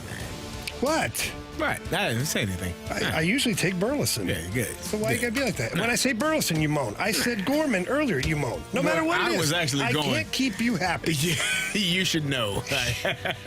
An experience you've had, I've been through this before, Carey. Very frustrating. Yeah, it's very frustrating. Give me Mason Wynn.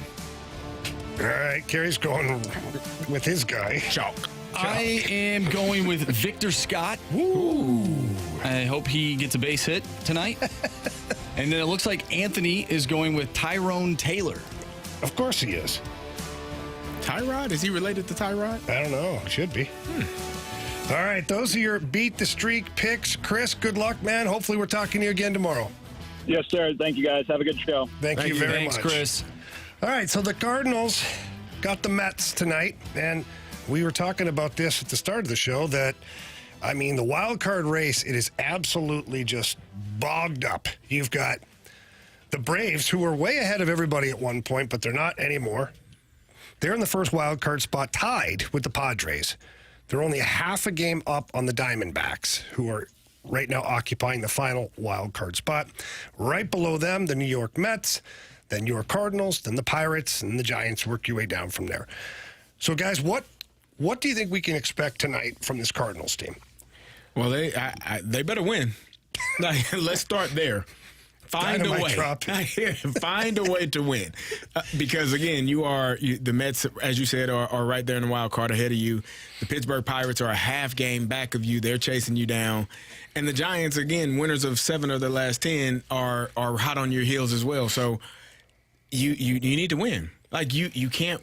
And it's only one game. It's a makeup game from the series they had earlier, but you have to win. This Mets team has been playing really well as of late. They were stinking to start the season. Now, Francisco Lindor was unable to find a way to get on base and to get hits, and he's warmed up. The big, strong fella that you enjoy watching, Pete Alonso, one of your favorite players, he's doing what he does. And so I think that, the Cardinals have to find a way to win tonight. You got to get a good start from Andre Pallante, who has been one of your best starters, for the last 5 or 6 starts. You got to have a win. You got to score runs. You got to be productive. You got to hit with runners in scoring position, which they did not do last series. So, go ahead, Marshy. I think, and to Carey's point, yes, you have to win, but you have to win when these other teams are losing, right? Like the Milwaukee Brewers, they're 4-6 in their last 10. The Arizona Diamondbacks are taking on the Cleveland Guardians, who is a very good baseball team. It's possible they lose. San Diego takes on Pittsburgh. Maybe those two teams will kind of balance each other out. Pittsburgh, if they lose, then you can gain ground on the Pirates. And if San Diego loses, you're gaining ground in the wild card. And then, of course, you're taking on the team that's right above you. And if you win, you'd be a half game behind them. This is an important, very important game. Probably the most important game of the season, as Carey would note. Trying to tell y'all, man. But it's important. Not only for the standings, I think this team just needs a little bit of a rejuvenating, like something that will rejuvenate them. In a game against a big, strong guy in Pete Alonso, there's a little history there. Yeah. Not saying they're going to throw at each other or anything, but we need some passion We need some passion out of somebody. I want to see it tonight. Someone that's not named Tommy Pham. I agree. So here's what, Carey, what are you pointing at? The Cardinals' ERA since May 29th. Yeah, it's last 10 starts. Andre Palante, 3.61 is the best. So 4.55, 4.99, 4. Don't let it bother you, Carey. No, it's going to. It's bothering. It's all going to change tonight. Thank you. So my thoughts on this this game, rather, is I'm looking at it from a wider scope. We always talk about winning division games, although like so important.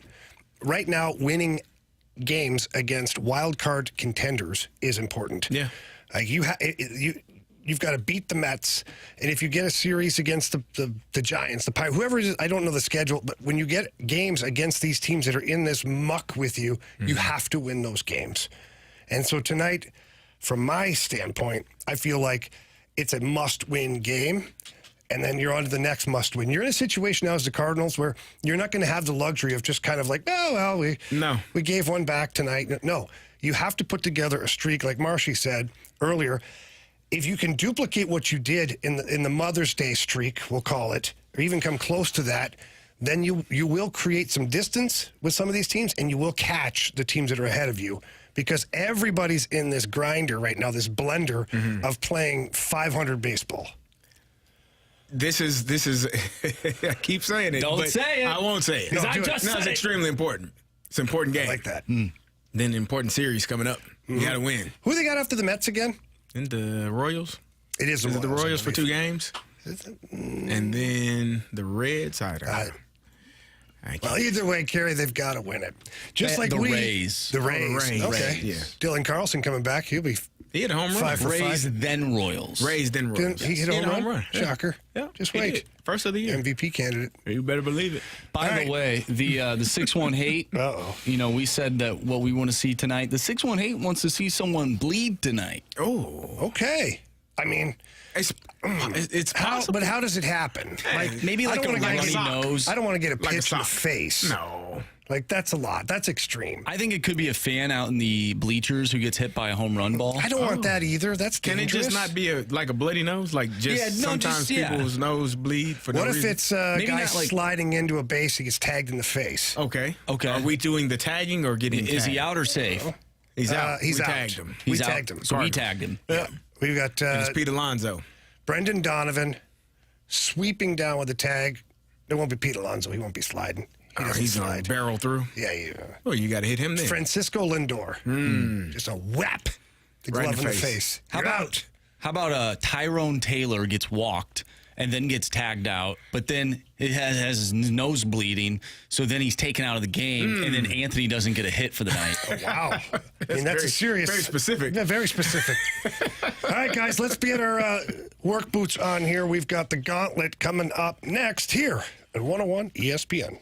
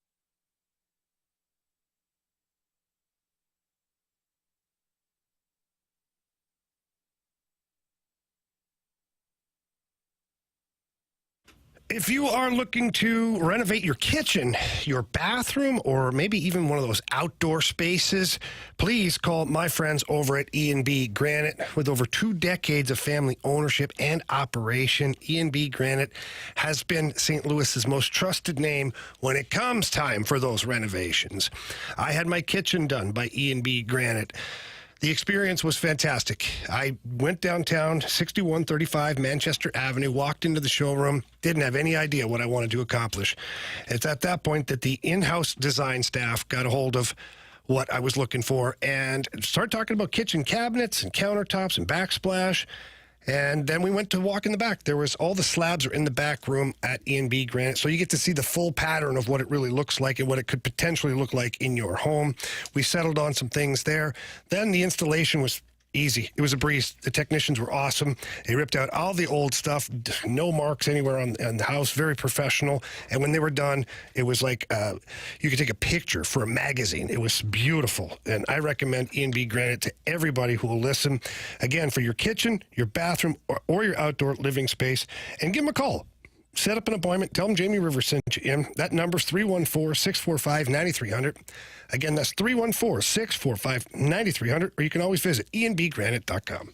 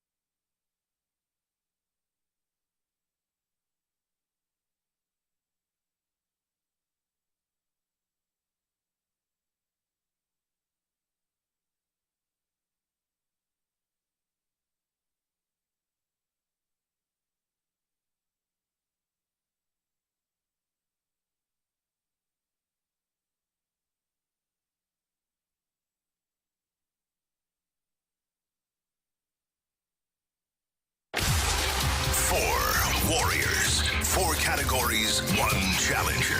Can you survive the Gauntlet?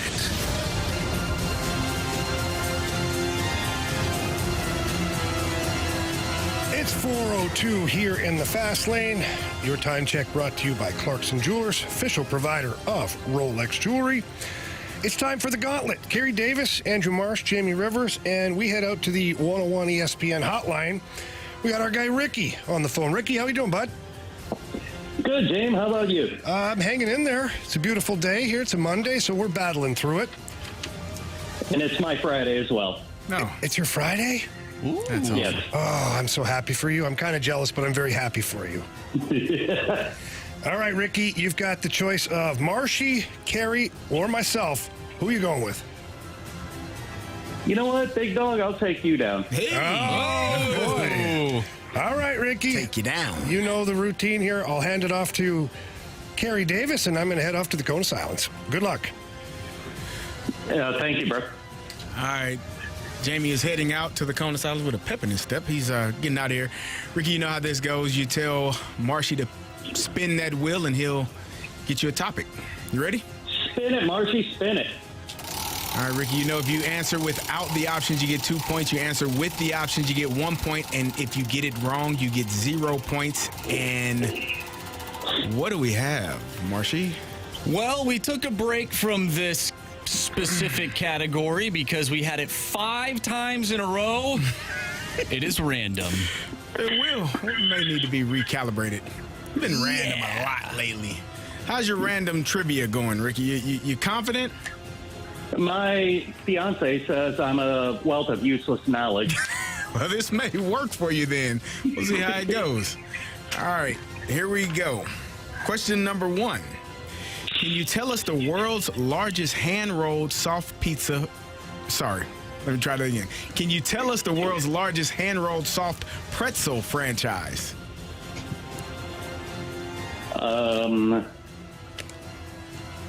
Let's see. Local would be Gus's, but there's another one that you see in the stores. I'll take the options.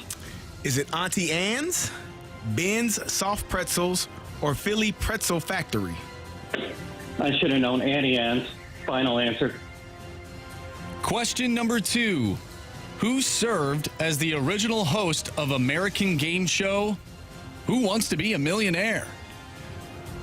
Regis Philbin. Final answer? Question number 3. In February, what wrestling legend suited up for the Savannah Bananas exhibition baseball team and was promptly called out on strikes? Okay, can you repeat the question, please? In February, what wrestling legend suited up for the Savannah Bananas exhibition baseball team and was promptly called out on strikes? You know, I watch every Savannah Bananas game that's available on YouTube. I can't place him right now. Options, please. Is it Dwayne "The Rock" Johnson, Ric Flair, or John Cena? Ric Flair, final answer. Final question for you, Ricky. Where was Barry Manilow, the pop singer and songwriter behind such ballads as Mandy and Looks Like We Made It? Where was he born? We'll accept the state.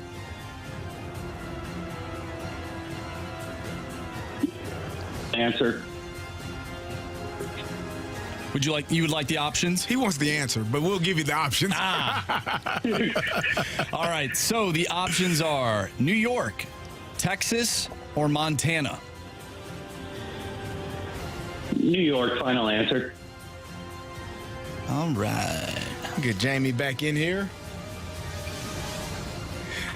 Ricky, how you feel?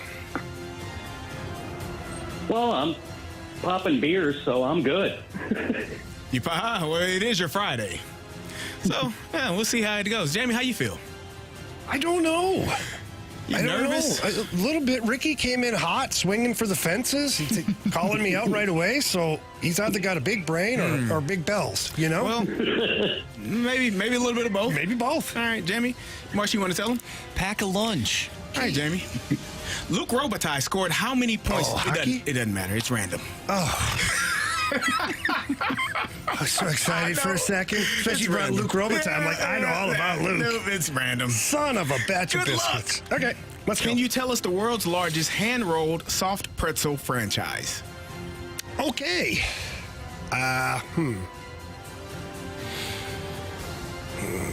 Got Wetzel's Pretzels. Auntie Anne. I don't even know if I know another major one. So the options will mean nothing to me. So for me, it's one or the other. I don't think it's Wetzel's Pretzels. I travel a lot. I'm going to say Auntie Anne's final answer. Oof, that felt not great. I'm laughing over here because I know exactly why Wetzel's Pretzels. Oh, yeah, right outside the rink. Right outside the middle. I know, but I was thinking about, I'm like, there's not a lot of them around. All right, question number 2. Who served as the original host of American Game Show Who Wants to Be a Millionaire? Our guy, Regis Philbin. Final answer. Question number 3. In February, what wrestling legend suited up for the Savannah Bananas exhibition baseball team and was promptly called out on strikes? You can't see this. You can't see these pitches either.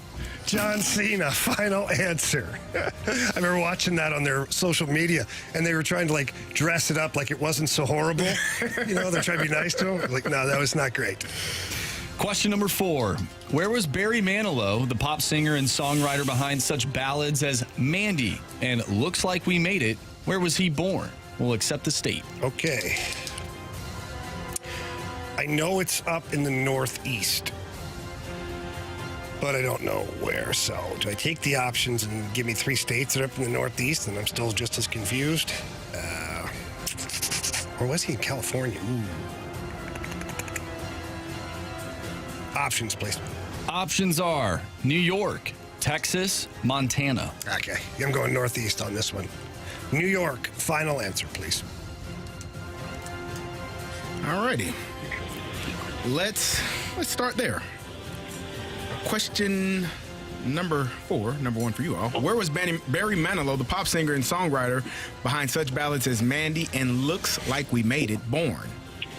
Ricky, you said New York. Jamie, you said New York. The answer is... It is New York. But you both needed the options. Oh, thank God. Question number 2. Who served as the original host of American game show Who Wants to Be a Millionaire? Ricky, you said Regis Philbin. Jamie, you said Regis Philbin. The correct answer is... It is Regis Philbin. Neither of you needed the options. 3-3. Damn it, Ricky. Damn it, Ricky. Next question. Can you tell us the world's largest hand-rolled soft pretzel franchise? Ricky, you said Auntie Anne's. Oh, come on. Jamie, you said Auntie Anne's. The correct answer is... It is Auntie Anne's pretzels. But Jamie didn't need the options. Ricky did. We have a 5-4 lead for Jamie. Final question. In February, what wrestling legend suited up for the Savannah Bananas exhibition baseball team and was promptly called out on strikes? You both have different answers. One of you is got correct. this one, Jamie.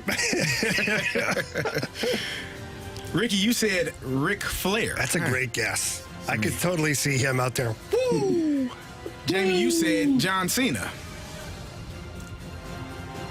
Ricky. I've chosen poorly.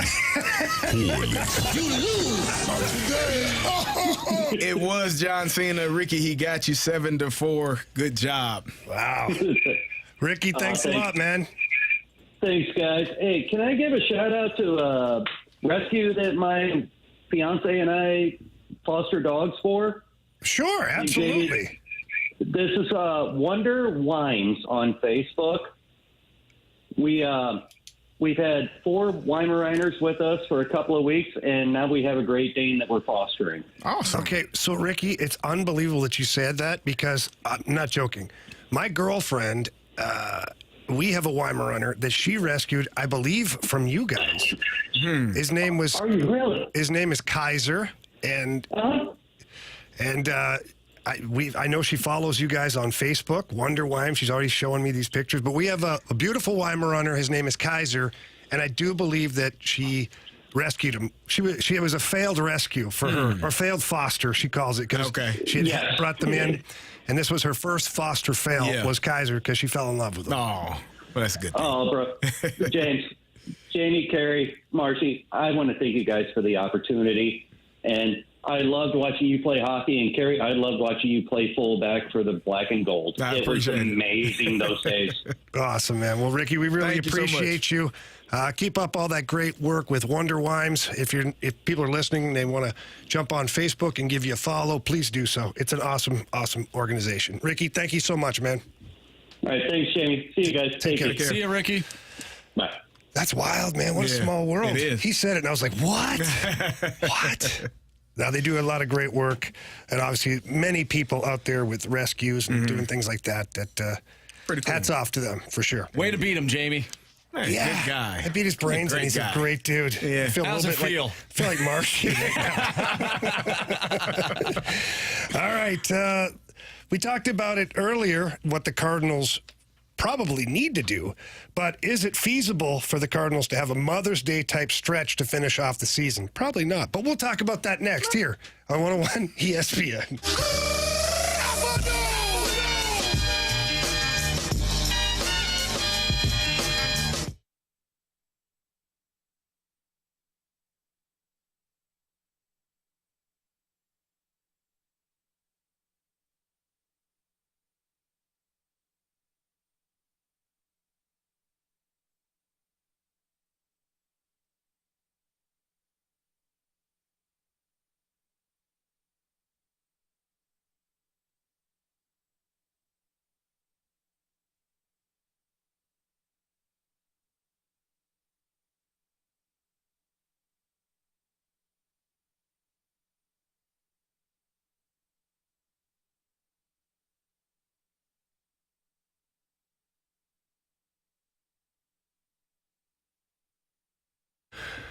My friends over at Anheuser-Busch, Stella Artois, and Hot Ones are putting on a great event coming up here this Thursday night at Helen Fitzgerald's.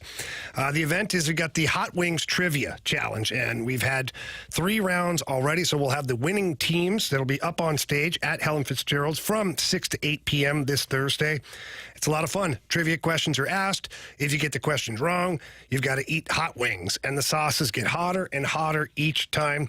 It's a great event. We had lots of people out the last time. Of course, Helen Fitzgerald's does a fantastic job of putting on any event, but this one certainly was a lot of fun. And if you're just going to show up, too, obviously you don't have to be a participant, but attendees can enjoy lots of free Stella Artois that's out there, and they have attendance prizes for people that come check it out. So please join me this Thursday at Helen Fitzgerald's from 6 to 8 p.m. It's a lot of fun. You will absolutely love it. Again, that's Stella Artois and Hot Ones are bringing you hot wings and hot trivia this Thursday night at Helen Fitzgerald's. For more information, you can always check out things at 101ESPN.com.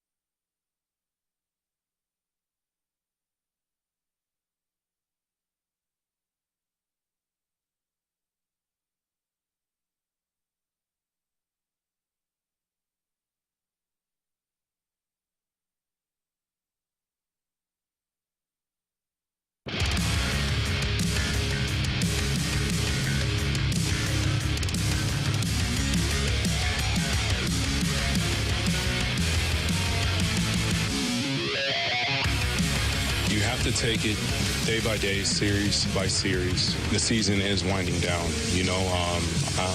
Looking at the standings, it's looking like you're probably going to need about 86 wins to get in. So we have a lot of teams that are really good and ahead of us. So we're going to have to win about 30 more games. It's just to even stand a chance. So we need to catch some streaks. That was Tommy Pham on Bally Sports Midwest talking about the Cardinals and the rest of the way here as they look to try and solidify a playoff spot. 30 wins. Guys, what are we at right now? We're at 112 games played, I believe, for the Cardinals. 57, 55? Yeah. So when you look at that, is 30 games possible, in your opinion? I was looking at the schedule for the remainder of the season and trying to find, based on the teams that they're playing, you still got, again, you got Tampa Bay coming up. okay, you should probably win that series. You got Kansas City coming up in a 2-game series. If you split that, that's fine. But after Cincinnati, you got Los Angeles, Milwaukee. You're going to have the Padres. You're going to have New York Yankees. You're going to have Milwaukee again. You're going to have Seattle. Like, you're going to face some teams that are really good, that have really good pitching, that have really good hitting. And winning 30 games, I mean, it's possible, but with the inconsistent play that they've had this year, is it probable?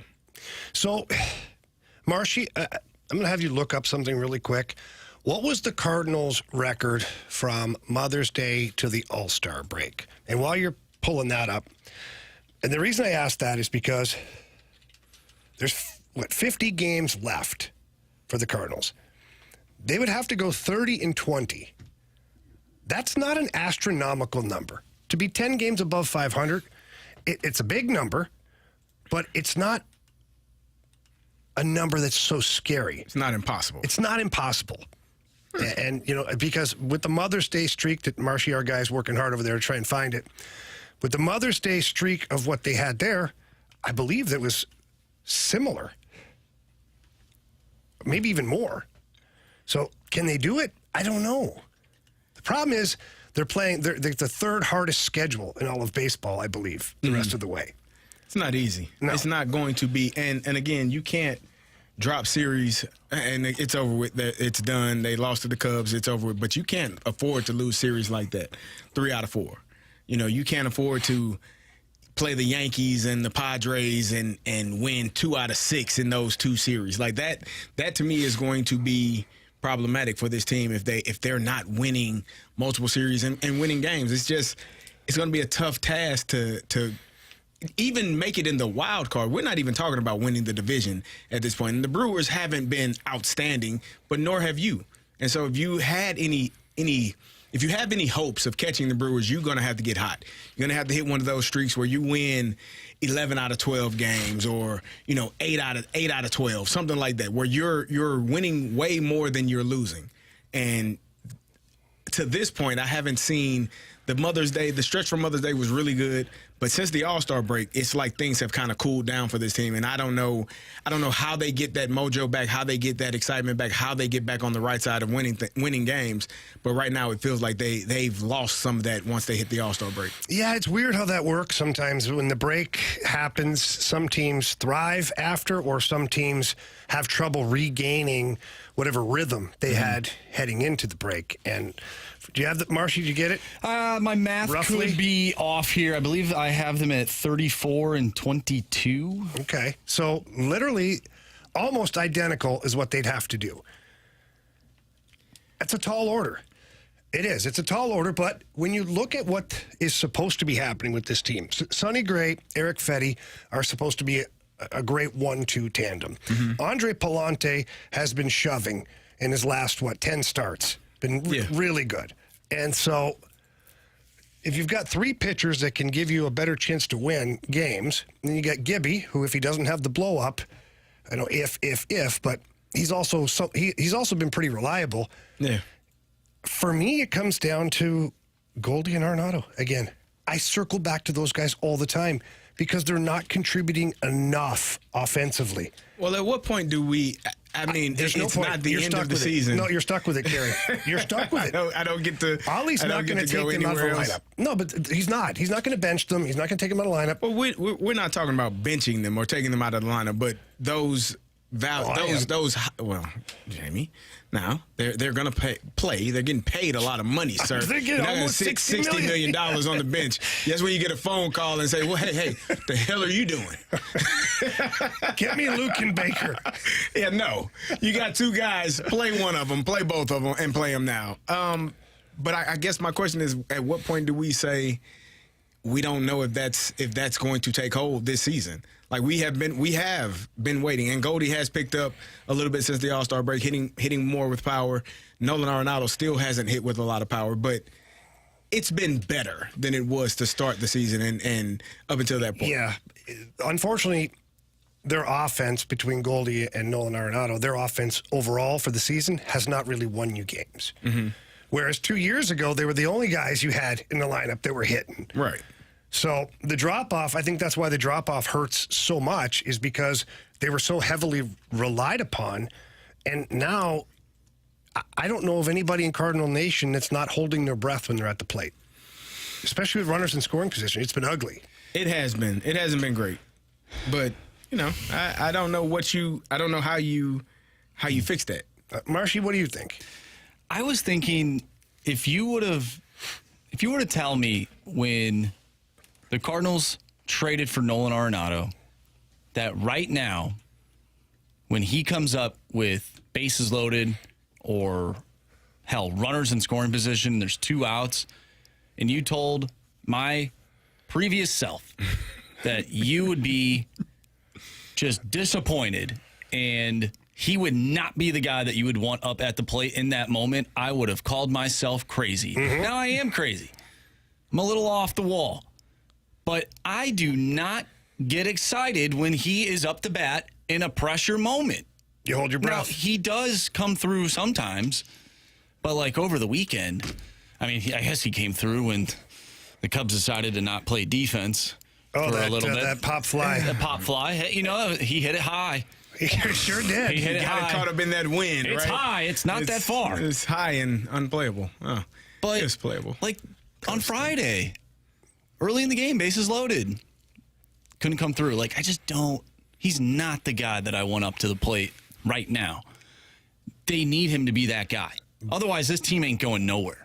But for me, that's the problem right there. 100%. It's, your rotation, as much as it had a bad weekend, apart from Sonny Gray, your rotation, I think, is going to pitch good enough to keep you in ball games.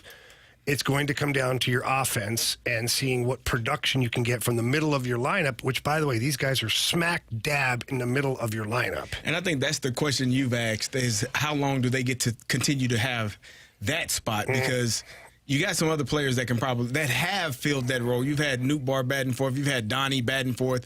You've had Burley batting third. You can figure out a way to get Wilson Contreras, Brendan Donovan, Nootbaar, and Burleson somewhere in 3, 4, and 5. And then maybe moved up. Paul Goldschmidt has batted 6th. And 7th. And Nolan Arenado has batted 6th. So, but they haven't done it in the same game.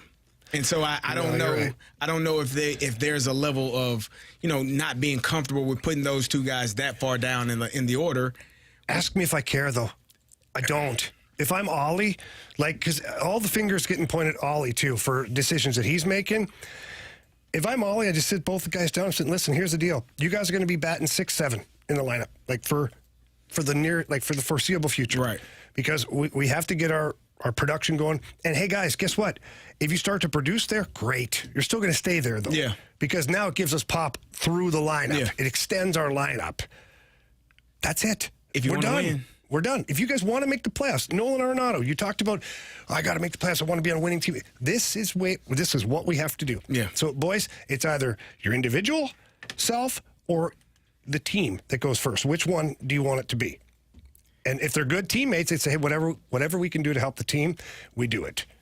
And then if they get on a 4, 5, 6 game heater where they're hitting well, then of course, they can always talk to the manager. Hey, man, I'd like to go back. Right. Or the manager should recognize that too and be like, hey, he's got a hot bat right now. Let's bump him up a little bit here. Let's see if he can keep this going in the 4 hole or the 3 hole or the 5 hole, whatever.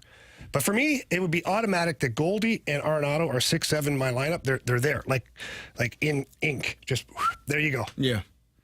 I don't disagree. I just think that I don't see it happening. Like I said, we've seen it happen separately between those two guys batting that low in the lineup, but I don't think you would ever trot out a lineup where both of those guys would be batting 6th and 7th. For me, and I understand it from Ollie's perspective, like those are two potentially future Hall of Fame baseball players.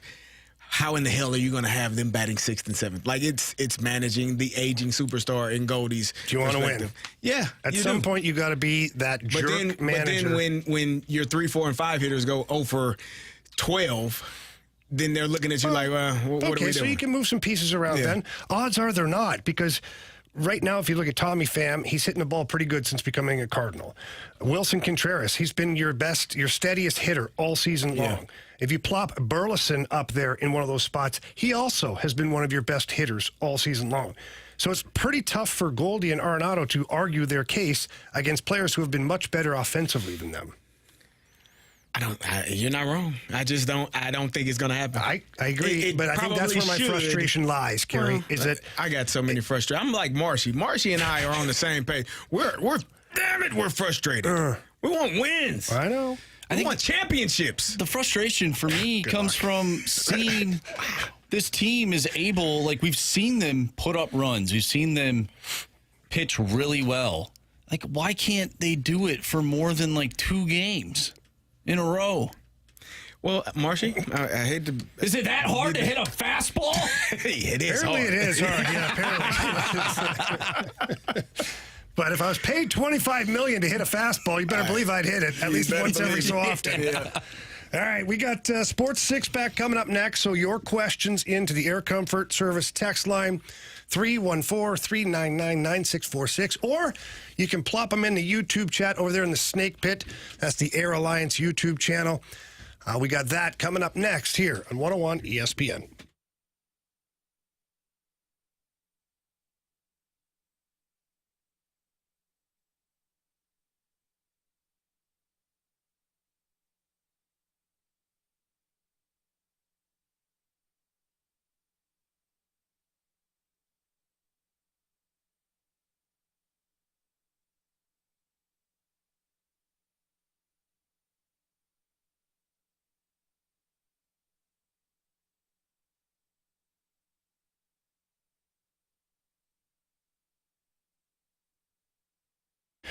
When it comes time to sell your home, you're going to need a reliable, experienced, and trusted real estate agent to take you through that process.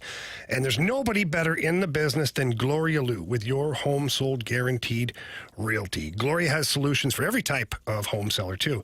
For sellers who want a fast sale with no hassles, Gloria's multiple cash offer program is a great option to consider. You got no showings, no costly repairs, and you pick the closing date. And you'll always get the highest cash offer to choose from in minutes. Gloria also has the buyers. Gloria is able to guarantee the sale of your home in writing because Gloria already has the buyers. Thousands of ready buyers in her database, and that creates a lot more traffic to your listing. Hopefully, multiple offers and hopefully more money for you at the end of it all. And Gloria Liu walks you through the process right to the closing table. And once the signatures are done, you are going to be thrilled, and you'll be wanting to thank me for sending you to Gloria Liu. And all you got to do is pick up the phone and call her at 314-325-6888. Again, that's 314-325-6888. Or you can visit GloriaHasTheBuyers.com.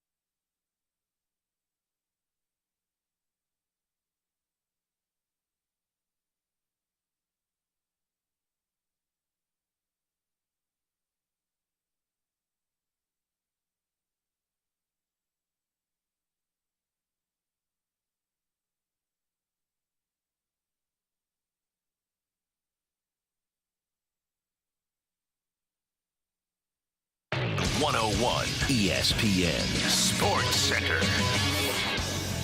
I'm Andrew Marsh. It's time for a Sports Center update driven by Johnny Londoff Chevrolet and Johnny Londoff Autoplex. The Cardinals are looking to get back in the win column. They currently trail the New York Mets 1-0.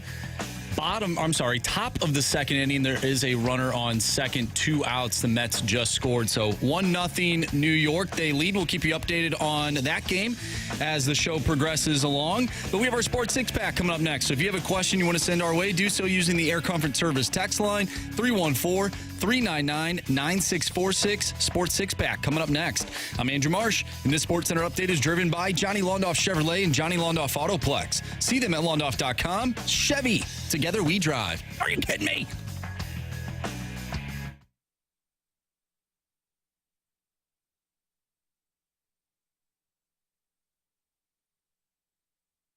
I have a question. It's time for the Fast Lane to answer your sports questions. I want to ask you a bunch of questions, and I want to have them answered immediately. Asking me all these weird questions. Answer the question. Answer the question. Answer me! The Sports Six Pack is now. Welcome back here inside the Fast Lane on 101 ESPN. We've asked for your questions. It is time for the Sports Six Pack. Question number 1. Jamie, you brought this up earlier in the show. We did get a question from the 314. Should the Cardinals look to bring back Tommy Pham? So, based on what I'm seeing, hearing, and reading and watching, I don't see why you wouldn't kick the tires on a 1-year deal. I don't know what Tommy Pham is making this year. Probably should have looked at that, but I didn't. I think it's 2.5. Okay, that's a steal. I think. Think about that. If Tommy Pham would be willing, because next year I think is a season where I don't think Tommy Pham would be an everyday outfielder for you. In the perfect world, you've got Jordan Walker that has made the right steps to get back to the majors. But as far as I'm concerned, Goldie walks. You don't re-sign him. You slide Alec Burleson over to first base. You've got Tommy Pham that's able to play in your outfield. And with this competitive flair that he has and this intensity and what we're seeing so far about how the players and the managers, everybody's talking so highly about him, I don't see why you don't just duplicate the contract and say, hey, Tommy, come back for 1 more year. I don't know. He's 36, so it's not, 36. I don't know that there will be room. Like we could run into the same situation you had. Listen, your expectation is next season Jordan Walker should be your starting right fielder. Lars Nootbaar will still be here. Brendan Donovan is still your best left fielder at this moment. And Siani and Victor Scott probably on this roster. Maybe one, maybe not the other, but potentially both of them. And you also mentioned Alec Burleson. It depends on how other things may fall. I think it would be good if he's able to be here and be a part of it if there's room for him. But you have to think about it as well. If he's an unrestricted free agent, which he should be, does he want to come back to a crowded outfield and be a bat bench? I tell you what he doesn't want, to play on a crap team. Oh, really? He doesn't. Really? Yeah, this isn't, no matter, even though the Cardinals are not a playoff team, they're not a crap They're not a crap team. They're not. They play like crap at times, Jamie. They do, which is why you need somebody. That's why Marshy and I are so frustrated. I'm going to keep bringing Marshy in here with me. I understand. I'm just saying that there are worse, and you know this too, Carey. He's 36 years old. He's bounced around the league quite a bit. If you got offered a 1-year deal to play 1 more year for the Cardinals at, let's say, $2 million, you take it. No question. And you take whatever role they give you, and you thrive, because you know there's going to be injuries. And you know there's going to be hot streaks and cold streaks and things like that. So Tommy Pham, who gets signed as just a 4th outfielder. That's the thing. I don't know that there's going to be a potential. Like right now, him starting is the best thing for the Cardinals because they need that. And he's only been here for a week. And you can tell the difference in his level versus what you've seen.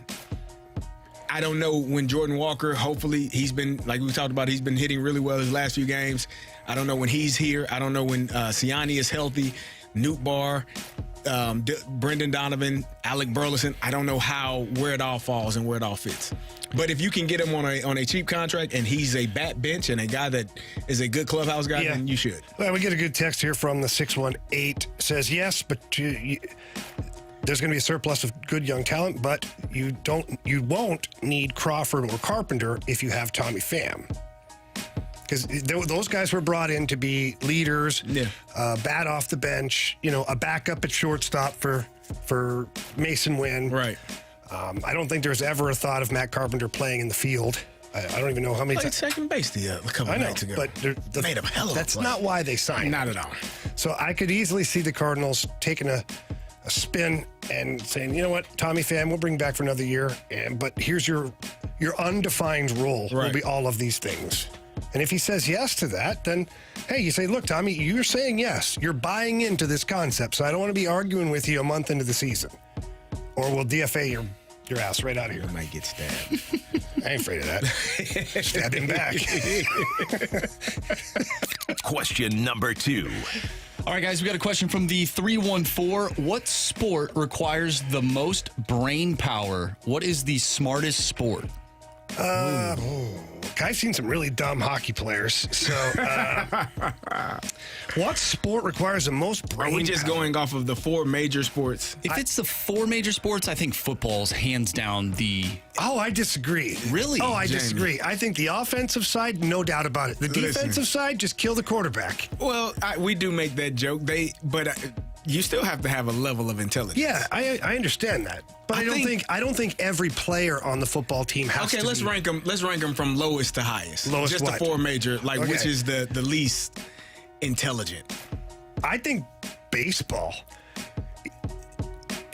Because I know there's a lot that goes into pitching and hitting and whatnot, but I don't know strategies and things like that. Because I wonder if basketball is up there. They got though. a lot of play. Basketball to me is a lot like hockey.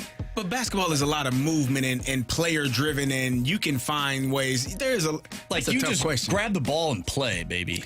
You know? You can. There you go, Jamie. Yeah, Nolan Arenado with a double here. That's Nice. great. This is what happens when we talk crap about players. They listen. He probably has a headset Listening in. to the Good app job, in the Nolan. dugout. Yeah. Give a thumbs up if you're listening So right now. if we just discuss hockey for a second, the sport happens at a torrid pace, and you've got the puck, and there's somebody on you, and things happen so fast. Yeah. Your brain is it has to process information at such a high clip. It really does. Football, I think your quarterback, your offense, maybe your defensive backs, they've got to read, react, do things. The playbook for sure in football, as far as your offensive playbook, that's definitely the most complicated of all 4 sports. I'm conceding that. I just think baseball is you just hit the damn ball. I know it's not Hand-eye easy. coordination. But that's physical. It's a talent. That's right. physical. That's not And so, pitching I would is say physical. baseball. I would probably say baseball in terms of lowest to highest. Baseball, basketball, hockey, football. Well, maybe hockey's. Maybe I'll switch hockey and basketball. You don't like that? I think there's more set plays in from basketball. highest to lowest. Okay. Football. I didn't like how you were looking at me. Let me rephrase it. Football number 1, basketball or hockey number 2. It's definitely hockey because basketball doesn't have the element of being hit. Not anymore, Jamie. They were killing Michael Jordan in the 80s, so they took that out. Right now. They don't hit in hockey anymore. They still hit. You watch the playoffs, Carey? I do. They don't fight. They don't fight as They don't much, hit. but there's hitting. There's not as much. More than not, basketball. Not as much as when you play. No, I understand That's that, when I but- watched. That's when I loved hockey, You can Jamie. still get put through the boards if you're not paying attention. My favorite part of the game. It's a very good part of the game. Some would say it's fantastic. It is. So, all right. We'll go with Carey's rankings because he's got the offensive playbook that I'm not going to argue with. So outside of the 4 major sports, though, which sport do you think requires the most brain power? I would throw in, and a lot of people will say this isn't a sport. I think it is, but racing. Okay. Oh, I think racing is a sport. I would put if that you up have to there. train like those guys do, Yeah. I've watched it behind the scenes in documentaries. Yeah, those guys are athletes. I think there's would more definitely say to yes. it than just turning left. No, Yeah. there's F1 racing too. Oh, where they you're turn in and right, out too, all yeah. over the place. Like when Hand you're out, in the car. just the ability to make quick decisions and not, hurt yourself or hurt others and be able to split second time. Yeah, you have to always be thinking. And there's another dark horse in this too. I have one as well. The sport of curling. Oh, that was not mine. So hear me out. Hear me out. One takes some physical ability to do it. It's not easy. I've tried it. It's not easy. Brushing away the ice is a hard Slide, thing. It is. Trust me. And then how about the guy who throws the rock? They call it the rock. Yeah. He's got to put it in the right spot. The strategy of setting up blockers. Like, it takes some intelligence, I think. I was going to say golf, like reading greens and, playing the wind, knowing what type of spin to put on it. Now, the average cat, I don't know how to do any of that. I just stand up there and swing the golf club and see where it goes. But these professionals, they know what they're doing. And, obviously they have the help of their caddy. I think it's and you have to be intelligent to play the sport of golf. I agree. It's an interesting conversation either way. Good question. All right, we're going to carry this over because it was such a good question. We talked about it for an entire segment. We've got Sports 5-Pack coming up next here on 101 ESPN.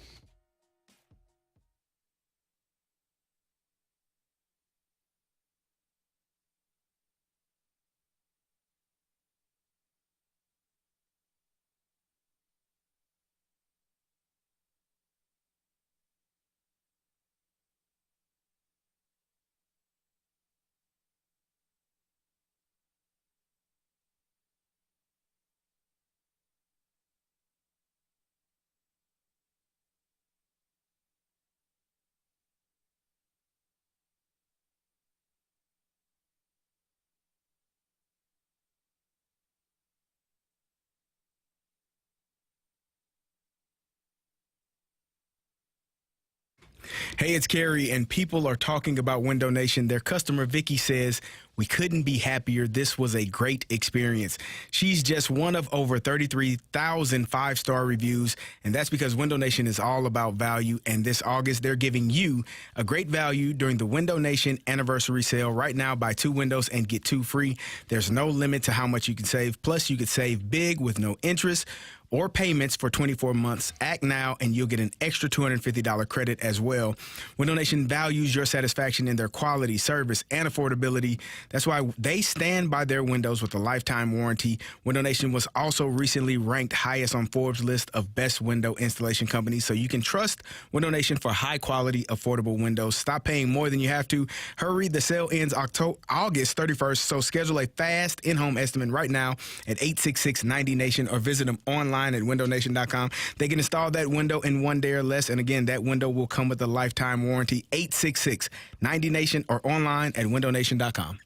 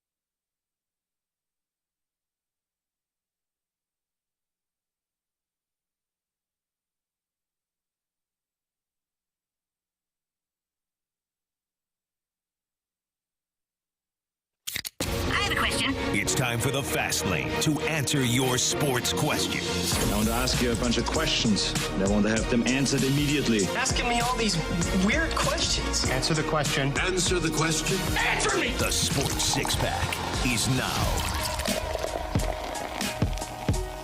We're back here in Fast Lane on 101 ESPN.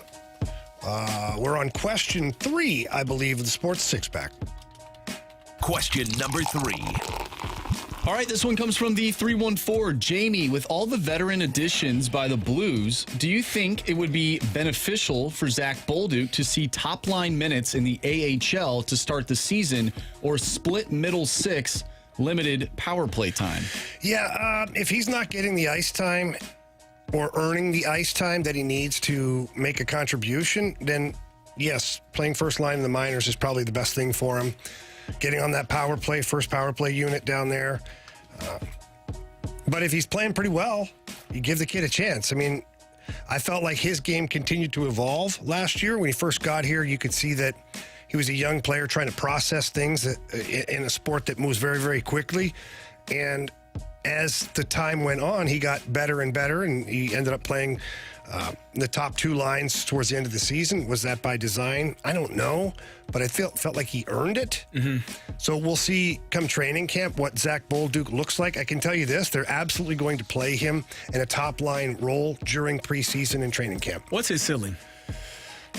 I don't know. It's tough. He's fast. He's got a good goal scorer's ability. Yeah. I think he's a 25 goal scorer. Okay. I don't think he's like a 30 or a 40 goal guy. Gotcha. He could use 25 goals. He could use 25 goals for sure. Yeah. I love his shot, though. He's got a great one-timer. Great shot. Would love to see him on that second power play unit in that one-timer spot where you're just feeding him. And letting him go. And just because he'll rip that thing. He is not afraid to shoot it. I love that confidence that he has. So for me, the big test is going to be preseason and training camp. If Zach Bolduc is the guy that just separates himself from the pack and shows that he can play in that spot. Question number 4. All right, let's stick with hockey from the 314. Jamie, is there any chance Scott Perunovich can start on the second pair over Ryan Suter? I would say highly unlikely for a number of reasons. I just don't know if Scott Perunovich's defensive game could handle those types of minutes. People don't realize just, Colton Parayko and Nick Leddy, they get the first line of the toughest matchup, but the second matchup is really difficult too. A lot of teams are 2 lines deep, very few are 4 lines deep. Those teams are called Stanley Cup champions. But yeah, it's just a lot. I don't think I'd want to do that to him. Why don't we just let him play regularly? Like, let him be a third pair left shot defenseman, but let him play the whole year. Like, he didn't even play all of last year. He had some injuries. He got healthy scratched at times. Like, you can't just elevate a guy just because you want to try it out. Is he too much? Maybe liability isn't the correct word, but is there a nervousness of him on the defensive side? Like, he's a guy that you want to score, but the defensive side is a bit concerning. It's to be desired at times, and it's not lack of effort. It's just that the NHL's a good league, man. And the players are big and they're fast. And Scott Perunovich is a really smart hockey player. He's got exceptional skills, handling the puck, passing the puck. He's got great footwork. But unfortunately, he's not blessed with a ton of speed to match guys. Right. And he's not blessed with size to overpower anybody. So that makes it tough on the matchups. And if you got a guy, Jamie Benn from the Dallas Stars, let's just use a big, skilled forward. He's going to do whatever the heck he wants down there. Like, if you look at over the course of the game, so for a shift or two, things are fine. But over the course of a game, the opportunities are probably going to be greater for the offensive player playing against Scott Perunovich right now, which is why I bump him back down to third pair, keep him there. He plays against third and fourth line guys. Right. He starts to get more confident. He starts to figure things out. So what happens, Carey, is you start to get smarter as you play more. Right. And when you're a smaller guy, you have to figure out, how can I play in this league and be able to defend? Like, when I came into the league, I'm not a small guy, but I wasn't a big guy. Right. Guys were 6'5", 6'4", 6'3", big, like oak trees out there. And I had to figure out a way to play defensively to stop these guys. Right. But it took time. So Scott Perunovich is kind of in the same boat. I say we don't force feed him into the top 4. Let's just let him get his bearings and be an everyday NHLer. Question number 5. We talked about this last week, but of course, not every listener gets to tune in every single day. From the 314, thoughts on the new onside kick rules, banned until the fourth quarter, must be trailing, and must let the other team know. I don't understand why the NFL is eliminating this really unique strategy, i.e. Super Bowl 44. Yeah, injuries, and the new kickoff rule does not allow for you to have onside kicks without letting the other team know. I mean, I think it boils down to that. I know you hate it, Jamie. I absolutely despise it. You despise it, but they have changed the kickoff rule where there are less collisions. Jamie, if you ran 40 yards and had to run into two 350-pound men, you might understand the need for less space between those groups. It's combat. Like, you run that So far. why don't you just duplicate exactly what you're doing at center field? Have them 5 yards apart at center field. I don't know that would work. Why wouldn't it? Same concept. Your blocker's got to pick up guys. You have a point, but I think that would lean more to bigger returns. So what? The game wants points. They do. Nah, you know what, Jamie? Let's get old Roger on the phone. That's what the first thing I thought of was when I saw them lined up. I'm like, why don't we just move that to the 50-yard line? Get old Roger on the phone and see what we can. He's asleep. Gonna answer. Nah, he's answer. Asleep. He's not. I'll call Jerry Jones. He runs that league. Oh, come on. You're right. Question number 6. All right, this last one's from Justin. Where do you guys think things went wrong or downhill for Nolan Gorman? I don't think they've gone anywhere. I think this is exactly the player you drafted. This is so frustrating. It's the guy that when you drafted him and developed him, this is what he was in Memphis. Now, his strikeout rate wasn't quite as bad as it is right now, but this is what you signed. This is your guy. Going to swing. He's going to swing and miss, or he's going to touch seats. The 3 true outcomes. This is your player. This is why I'm so frustrated, because if you aren't going to play him, why in the world didn't you trade him in the offseason? Like, this is what I was told he was. You just got to deal with it. He's not going to hit for average. He's going to strike out a lot. He's going to hit home runs. And now you're saying, well, he's not hitting the ball well enough, so he's going to sit on the bench. Makes no sense at all to me. At all. It's like putting an elevator in an outhouse. What is the doesn't purpose? Make any sense. You said this is what he is. You've convinced me that it's okay, even. And I don't believe it's okay, but they've tried to convince me that it's okay for a guy to strike out this much and he's going to hit home runs. It's okay. It's not a problem. It's okay. But now you're not going to play him because why? Because he strikes out too much?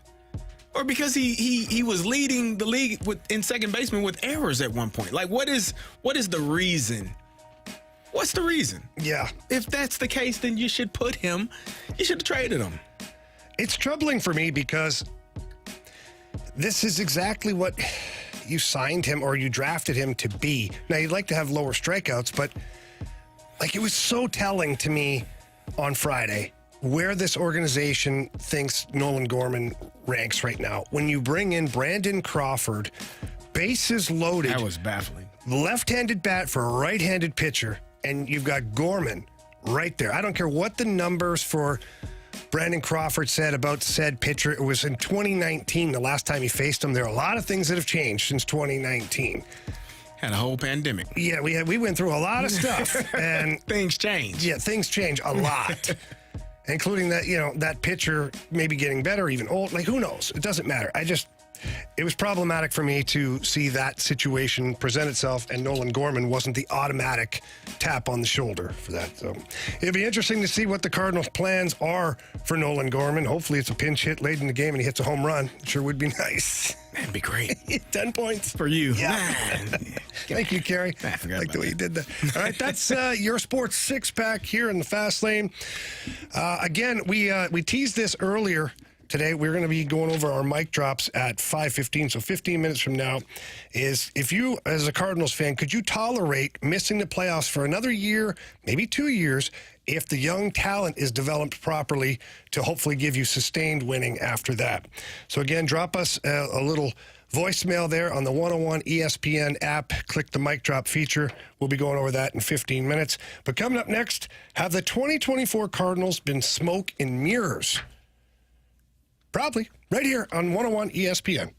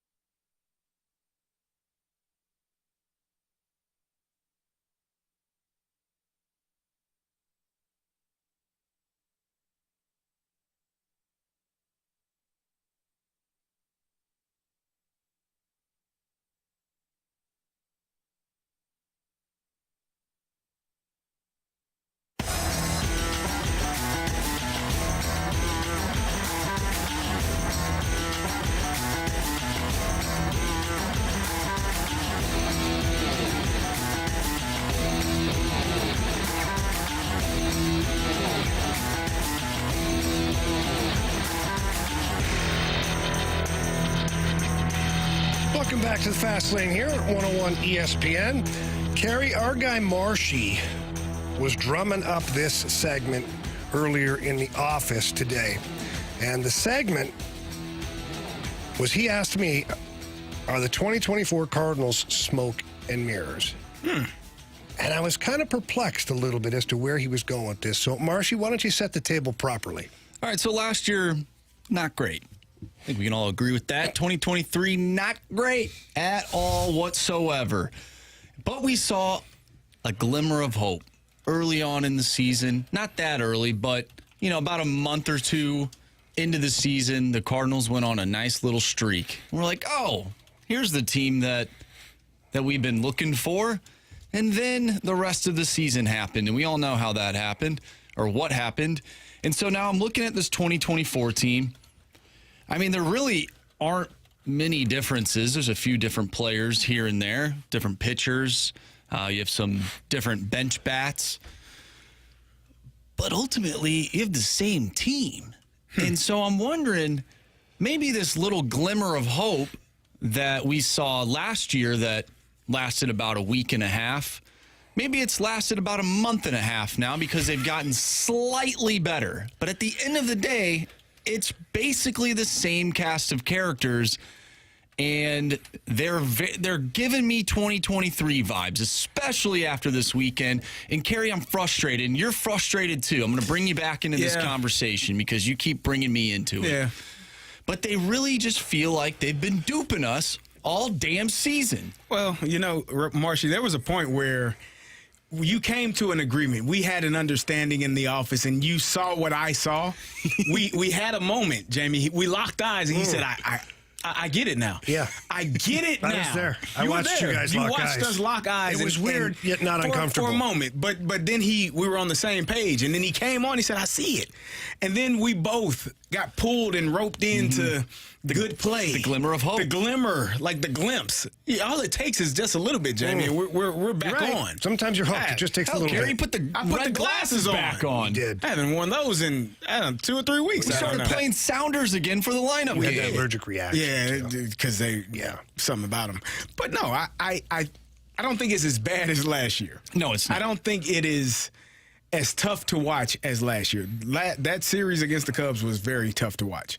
Again, you should have gotten swept. You were a fly ball away from 4-game sweep. It's a hell of a fly ball. It was a hell of a fly ball. Seeing eye fly ball is what they call it. I think they were. Seeing high and eye fly ball. Yeah, they found a spot in the field. Just drop. Just drop it right here. However, but it is frustrating. And I do think that in order, for us as Cardinal fans to find excitement, they are going to have to go on another, a winning streak. 7, 8 games, 6, 7 games, something where they are winning games, and I don't care how you win them. Yeah, it doesn't matter. If a ball plops down behind the second baseman and you win the game that way, fine. But make more of those things happen. Find a way to create a scenario where you're winning 5, 6, 7 games and winning, 2 or 3 series in a row. Because right now it's been tough. Yeah. So for me, my own personal opinion about the Cardinals, I don't think they're smoke and mirrors. I think they're exactly what I thought they were going to be. I mean, this team is a 500 team that, given the right circumstances, could have won their division. And I'm going to circle back to 2 things. Your rotation this year is much better than it was last year. So that has helped you. But Goldie and Arenado, those are the ones for me. So it's not necessarily smoke and mirrors, because I think that John Mozeliak put a better club out on the diamond this year. I think the team, I know the team is better than it was last year. The problem is your 2 best players aren't playing like that. Even if you had their seasons from last year, you'd take it from Goldie and Arenado right now. So even if you had that, as far as the numbers are concerned, your team is probably fighting with the Brewers for top of the division. Now, that's not saying a whole heck of a lot, Carey. I know that's not a championship team by any means. But it also pulls away from the smoke and mirrors. Because if those guys are playing better and offensively you're scoring more runs and your rotation has certainly been an upgrade, I think this team should have been more competitive when it comes time to compete for the division. Again, that's not setting the bar very high. Marshy, what do you think? Yeah, well, obviously we all agreed that this team would be a winner of the National League Central. Did we all agree? I believe so. I think we said, we established that the division was going to be terrible. We did.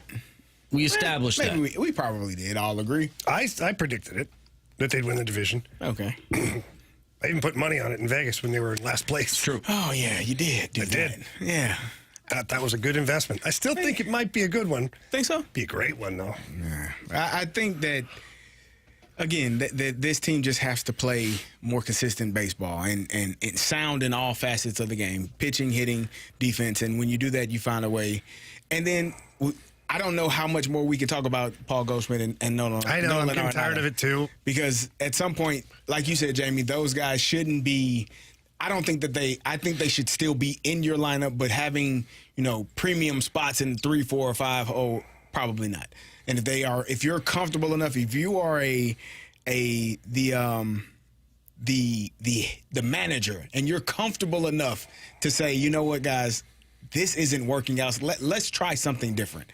Let's try this and see how it works. And maybe, some of those younger guys get a boost of energy and they're able to come alive in those moments in the 2, 3, or 4 hole. I don't know how it all works out, though. I don't think any of us know how this all works out. I just know that watching them lose in the manner in which they did in Chicago, losing 3 of the 4 games, winning 1 game because the Cubs could not catch a routine fly ball in the top of the 8th and the Cardinals were able to score 2 runs to tie the game.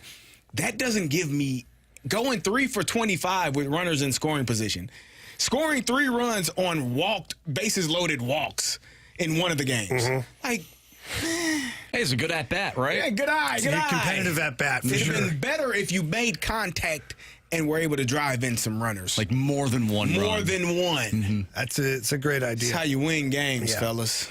Well, as long as you know that. We'll find out if the Cardinals can do that here today against the New York Mets. They're currently down 1-0 in the bottom of the 4th.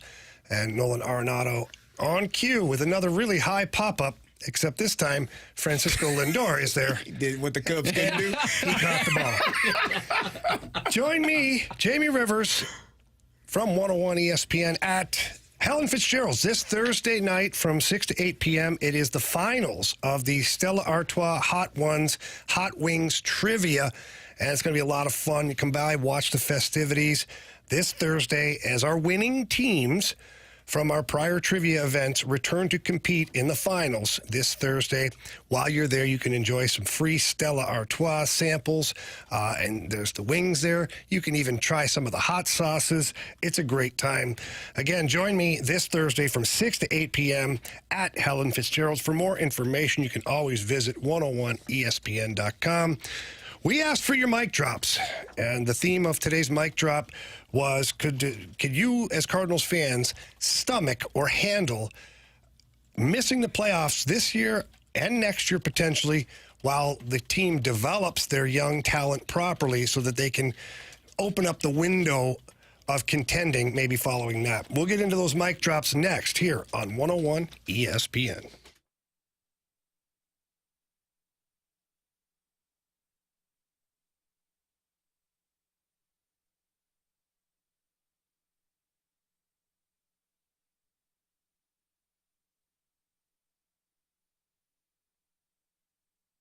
All right, fellas, you hear Anthony and I talk about this all the time, but it's no joke. Mentality has changed a lot of things in my life, and all I had to do was just go in there and talk to them. Our guy BT said, hey, man, get in there, talk to these people. So I went in. At first, I met Dave, one of the owners, and talked to him, and went in, and Angel and the staff over there are fantastic. I sat down with the board-certified physicians and just discussed things I was going through. Inevitably, they said, hey, man, sounds like you're low in testosterone, maybe some other vitamins at the same time. Let's do a blood panel.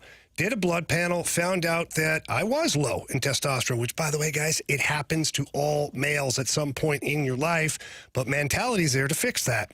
So now I'm on my specific program designed just for me. I get in there weekly, talk to the crew over there, and things have been awesome. Back in the gym, losing weight, more energy, sleeping better. I'm on the peptide stuff as well, and it's doing really well for me. All the old injuries that I have are feeling a lot better, and you should feel the same way. So please visit either location. You got the South County location, Chesterfield location. When you walk in, tell them that Anthony and Jamie sent you in there. They promise you they're going to take great care of you. If you can't get there in person, though, visit them online. That's Mentality at lowtusa.com.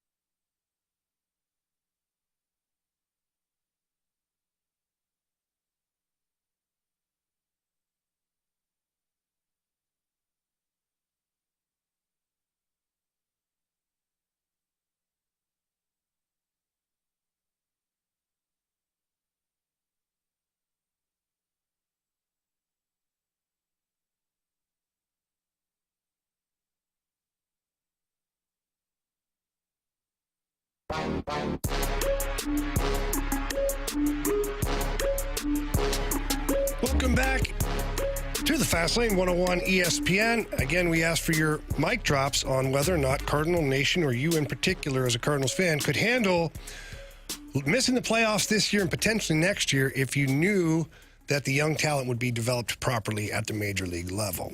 So we head out right. First one is Aiden. Aiden, what do you got for us? Hey guys, I think this organization has a big issue, and it's internally. While we've gone out and we have drafted pretty well, we don't turn those draft picks into superstars. If you look at on our roster right now, we developed Alec Burleson, we developed Newbar, Donovan, Dorman, all of these guys, but those guys, none of them are going to be superstars, right? Burleson he's a great player that every team needs. Brendan Donovan, same way.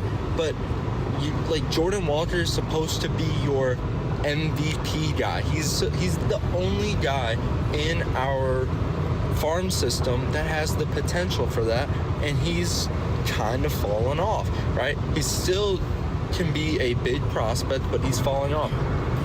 That is the biggest issue for this team. I don't care about this season. I don't care if we, frankly, I would love to make the playoffs. If we don't, all right, whatever, because we're not going to win the World Series this year, right? But what I'm worried about is the next 5 years from now, because guys like Nolan Gorman, Jordan Walker, Nolan Gorman's fallen off, and Jordan Walker's not living up to what he's supposed to be. So I'm worried about that. All right, Aiden, thank you for the mic drop there. Carey, your reaction to Aiden, what he had to say? I think becoming a superstar is not. I don't know that that's solely on the organization. Yeah, I don't know if I think you don't develop a superstar. That guy got it, and other guys don't. Yeah, and I think that the development is part of just nurturing that game that they have and kind of molding it and helping them become pros. But when you're a superstar, God gave you something that He didn't give other people, and you're fortunate for it. So I don't know that that's the Cardinals' fault. They do the best job that they can with drafting players and recruiting and scouting the correct players and picking which players will potentially become, very good players for the Cardinals and future All-Stars and hopefully future Hall of Famers. But a lot of that is on the player to, reach that full potential, because potential is just a word that we have, which means you haven't done it yet. Like, we think it's there, but we haven't seen enough of it yet to say that that's who you are. It's potentially who you could be, but not who you are just yet. All right, let's hear from Tyler. So, Jamie, let me try and put this in a different perspective. So, I'm a big Oklahoma City fan, all right, for basketball. And when we had Russell Westbrook and Paul George, okay, we had to make a decision on whether we were going to go into a full rebuild or if we were going to try and make something work with them, all right? And we all know how that played out. We ended up trading Paul George for 1 million draft picks and then Russell Westbrook for a few. So we went into a full rebuild, and the Oklahoma City fan base knew, okay, we're in a full rebuild time. The Cardinals, on the other hand, are just holding on to it's like they're holding on to Paul George and Russell Westbrook. They're holding on to these superstars. Granted, love Goldie and I love Arenado, but it's like we're holding on to a mid team, and we're not trying to. We have nothing to look forward to. We don't have. We either don't have the team in order to make us, super excited and, have this playoff bound type energy to us.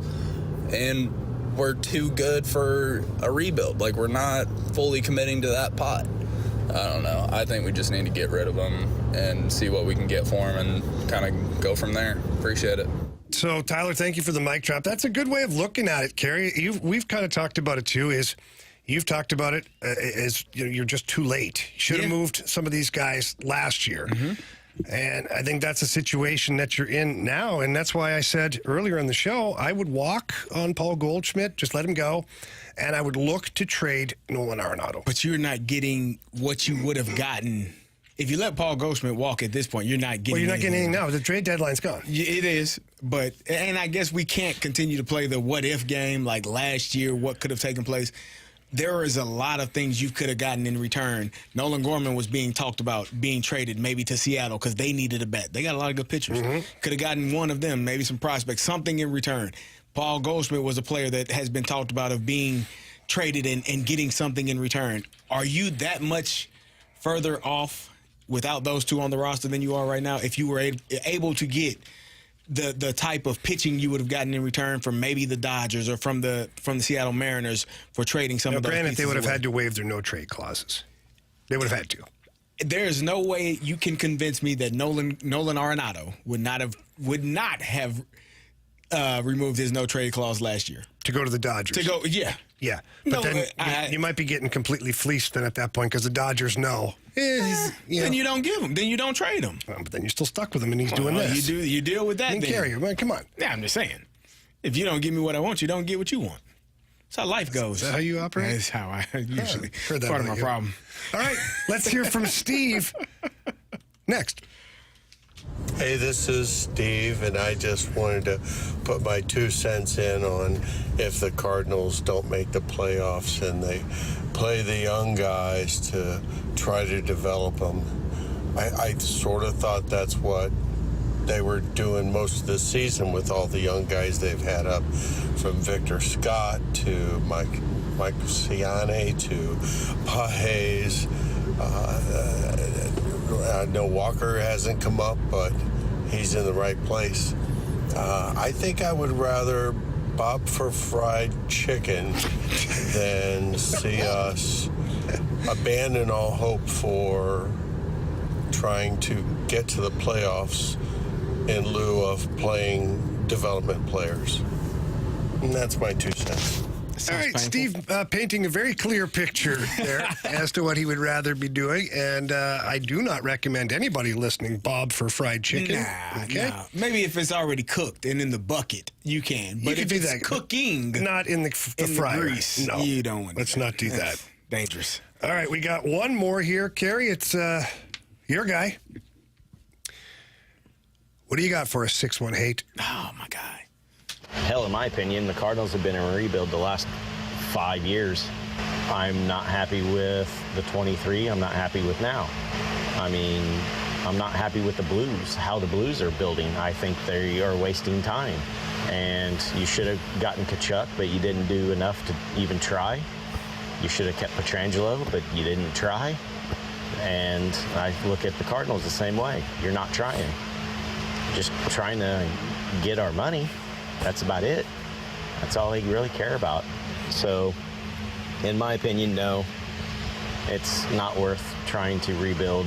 You should just be trying to get stars in here to play. You could have got Harper, but you didn't try, and that's what I believe. This team used to be about championships, and now this team's about just barely getting in and stealing all the fans' money. So I want to see more. I got to see better from both the Blues and the Cardinals. Been beyond pathetic. Thank you, 618. I'd like to know, 618, I know you're listening, if you could shoot us a text of approximately how many Cardinals games you go to each year, specifically last year and this year. Because if they're stealing your money, I want to know how much money they're stealing from you. I would say probably not many, because he made a decision not to go. But then they're not stealing any money out of his pocket. He's looking out for the other people. And that's his fellow St. Louisans that are spending their hard-earned coin. I'm trying to find out what the DeWitts should be doing here. Their hard-earned coin that they work every day for, grinding away. Marshy knows. They're grinding away. Grinding. He has not that different grind. grind. No, a different grind. Definitely not that grind. What's grind? Not that grinding. Carey, you've been doing some grinding. But he's looking out for his fellow man. Yeah. And saying that they are spending their hard-earned money at these games. I wasn't and going not at him.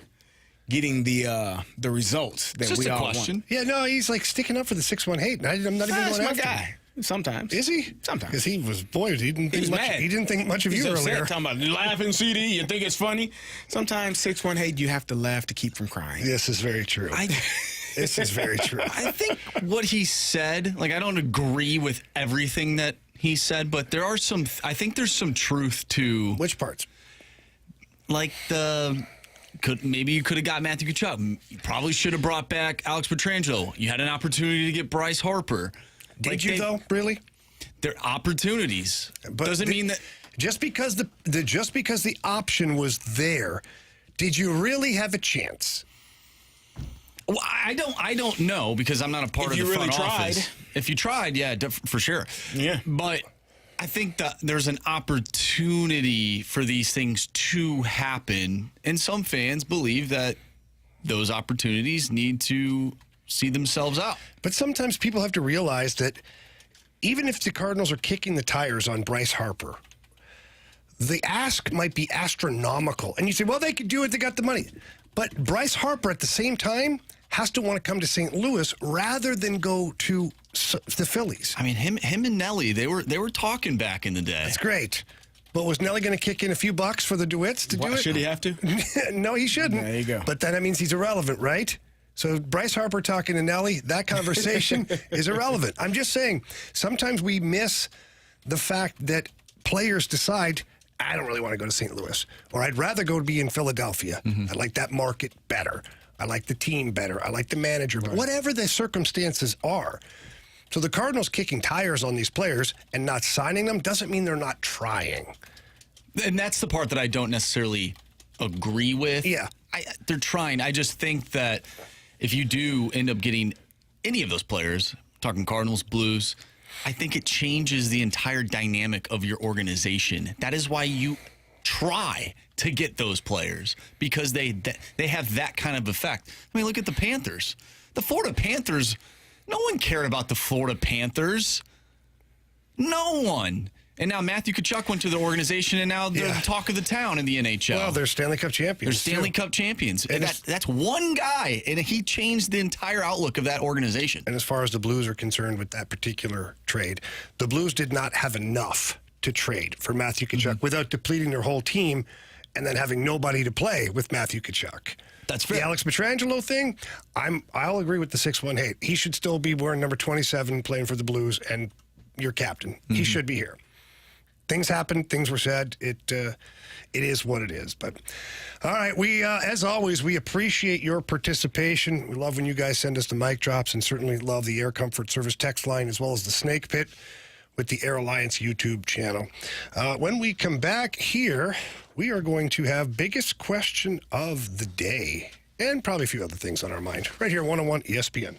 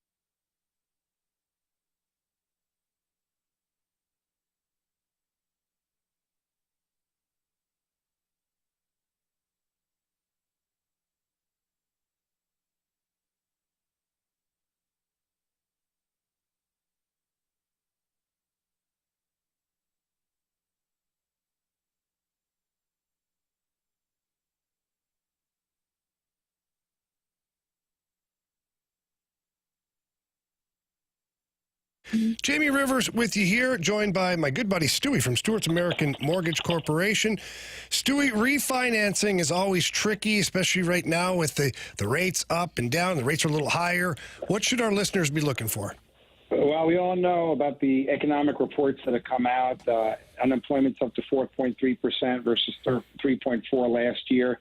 This is causing the markets to jitter. Interest rates have dropped over the last 48 hours, but late this afternoon, they started rebounding back up, and this could be a short window of opportunity. So my advice is, if you're in a situation where you're in the sevens, go ahead and refinance now for free with the bagel loan. Go ahead and take advantage of the low rate, save $100, $200 a month on the payment. Rates go down later. We can always redo it again for you. But you know what? Don't look back and say, I should have, could have. I didn't.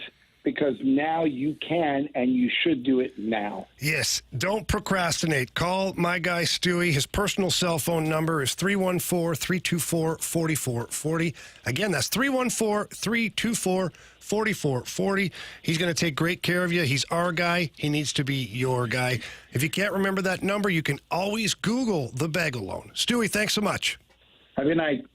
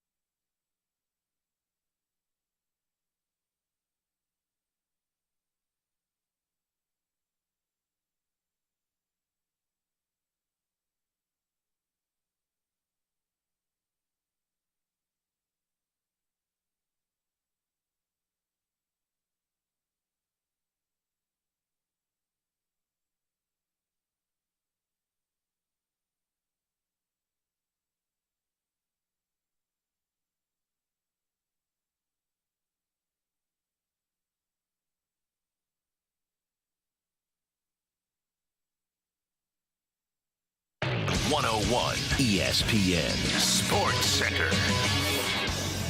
I'm Andrew Marsh, and it's time for a Sports Center update brought to you by Saliga Heating and Cooling. It was 2-0 in favor of the Mets, and now it's 5-0 in favor of the Mets. Bases loaded, and Anthony's guy, Tyrone Taylor, hit one down the line. So the Mets are now up 5-0. We'll keep you updated throughout the remainder of the show. A little less than a half hour left in the show, so stay tuned with us. We have our biggest question of the day coming up next. We'll stay with the Cardinals, so keep it right here on 101 ESPN. I'm Andrew Marsh, and the Sports Center update is brought to you by Saliga Heating and Cooling, an independent American Standard heating and air conditioning dealer. You okay, Carey?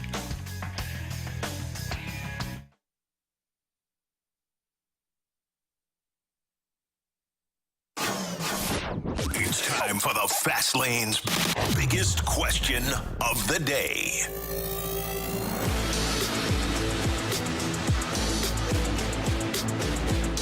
Welcome back to the Fast Lane here, 101 ESPN. My partner Carey here just about bashed his face off a wall. I know. Carey, tell us what we don't need two of those guys on our show. It's gotta be. Carey, you had a very interesting beef. Tell us about that. Well, I want to know why when a pitcher throws a wild pitch that costs a run, why is that not considered an error?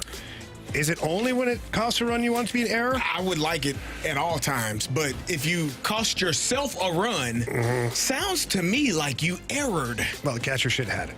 Not if it skips 5 feet in front of him and he wasn't expecting it to. What the hell is he supposed to do? In this last one, I couldn't tell if that was a pass ball or a wild pitch, but you get to advance the runner to third base in scoring position. At least you brought the infield in. It's 5-0. Save that 6th run. Hey, I got a question for you guys. Yeah. Hypothetically, Jamie, you've pitched on the mound before. First pitch actually led to Waino winning his 200th career game. He still hasn't thanked me for that. But Carey, you played baseball growing up. I played baseball growing up. I'm going to give you a situation. All right. Please do. Okay. Bases loaded. 1 out. You're down 2. Okay. Counts 1 and 2. Where is the location of your next pitch going? Probably in the dirt. In the dirt, or just away, maybe away. Swing. I get him to swing and miss. Hopefully, if it's a righty, I don't even mind bringing it inside on the hands. I like that high too. And tight inside, a little bit, like just kind of buzz, just buzz him a little bit. Most guys see that pitch inside. They think they can turn on it, and it hits a small part of the bat. It's a dribbler. Where would you not pitch it, Marcy? Probably right down the middle of the strike zone. At 89? Yeah. Probably right, not even near the strike zone. Hey, man, baseball is hard, so... It is. Well, I love when we actually want these players to throw it in the strike zone. They don't. But then when we don't want them to, for the situation that it calls, it's right down the middle. Very frustrating. It was a real good pitch for batting practice. Or I thought you were going to say for the Mets. For the Mets. Yeah. Unreal. But can we get an answer as to why that's not why a wild pitch that causes a run, you cause damage to yourself, why is that not considered an error? Like, it throwing error from short to first base, it's an error. Yeah. If he throws it I think it's because they classify it as a wild pitch, which goes against the pitcher. Yeah, but it's an error. But it's not really a team error. I don't think he cares about the error as much as he cares about the run that just crossed home plate. No, I want you to be docked. I want it to be noted that you caused yourself a run and you had an error, and that's why the guy scored. Docked? You want him to lose money? I don't want him docked financially. You said docked. I want a little notch next to his name. I want a 1 in the E column because you made a mistake, buddy. That's what I want. A, B, C, D, E. You can say it's under the WP, wild pitch. Nah. I'm already being punished for this. Nah. I wanted to say E, and then in the bottom of the box score, when it shows what the error, who the error was against, I want your name. Yeah. Okay. That's what I want. So the wild pitch doesn't work for you? Not enough for me. Okay. Yeah, give them both. It's a wild pitch and an error. Yeah. If a run scores, how about that? You get a wild pitch if the guy just moves over from first to second, second to third. You get an error if he scores because it's your dang on fault. You made a mistake. It was an error. Do you want the Village to just have him strapped to a post and throw stones at him? Well, let me know how this... Is that how you want the pitcher treated? Not yet. I like Palante. I think he's a good guy. I do too. He's a great guy. Just don't like his outing best pitcher today. He's old today. Yeah. Marshy, what else do we have? Okay, so the 618 did chime back in and said the last time I went to a game was probably 2018 or 2019. The 618 does live about 2 hours away from St. Louis, but has been a Cardinal fan his entire life since 1981. Basically said that, you know, the DeWitts don't care to win championships. They're just going after the fans' money and then blaming the fans when there is no money. He wants it to go back to the days when the Cardinals traded for Scott Rowland, Jim Edmonds, Chris Carpenter, Mark McGuire, some of the other guys. Did the DeWitts not own the team then? In the they took over in the late 90s. Yeah. Oh, so he wants the DeWitts to go back to do what they did before. Well, that is... But I thought they didn't do that stuff, because... Maybe. Here's the question I have for you guys, though. Times change. They just sure do. Maybe you become... I'm the starting more quarterback fiscally now. responsible, and you don't spend money in places. The question I have is, has the evolution of baseball prevented the Cardinals from having a team like what we saw in the early 2000s, like that 2004 team, which was spectacular, filled with great players? But if you go and look at how much money they were making, it doesn't even rival what mega superstars in baseball are making now. No. It's not... I don't know if it's feasible to put a team together like that if you are the Cardinals. Now, we see it from the Dodgers and the Phillies, bigger markets. Yeah. Is that possible now with how much these guys are making? Probably not. I mean, if you're going to put a team together like that, then you're definitely passing the luxury tax threshold. I mean, every guy would be making 20 to 30 million, maybe more, depending on who it is. That's a tough one. Even though we believe the DeWitts are just made of money, that's still a tough one. I don't think they are. Okay. No, I don't think they are. I think I got an answer to my question about the error. So they're saying the error doesn't count as an earned run. The wild pitch does. There you got your pound of flesh, There Carey. you go. Now, add to that dang on the error. Yeah. Look at you smiling away, you goofy bugger. You cost yourself an earned run. Look at you. You should. Those pearly whites. Add to it. Just smiling away. Yeah, I'm excited. All right, I'm excited. Yeah. Oh, man. All right. Well, either way, Cardinals not looking good here. 5-0, bottom of the fifth. What makes you say that? Yeah, because 5-0, bottom of the fifth. They haven't been able to generate anything offensively, which is not a great sign. So we'll see how that ends up. When we come back, we're going to wrap things up. We've got Bet the Board, 3 stars of the day, criticisms, compliments, and maybe a Cardinals update here. Coming up on 101 ESPN.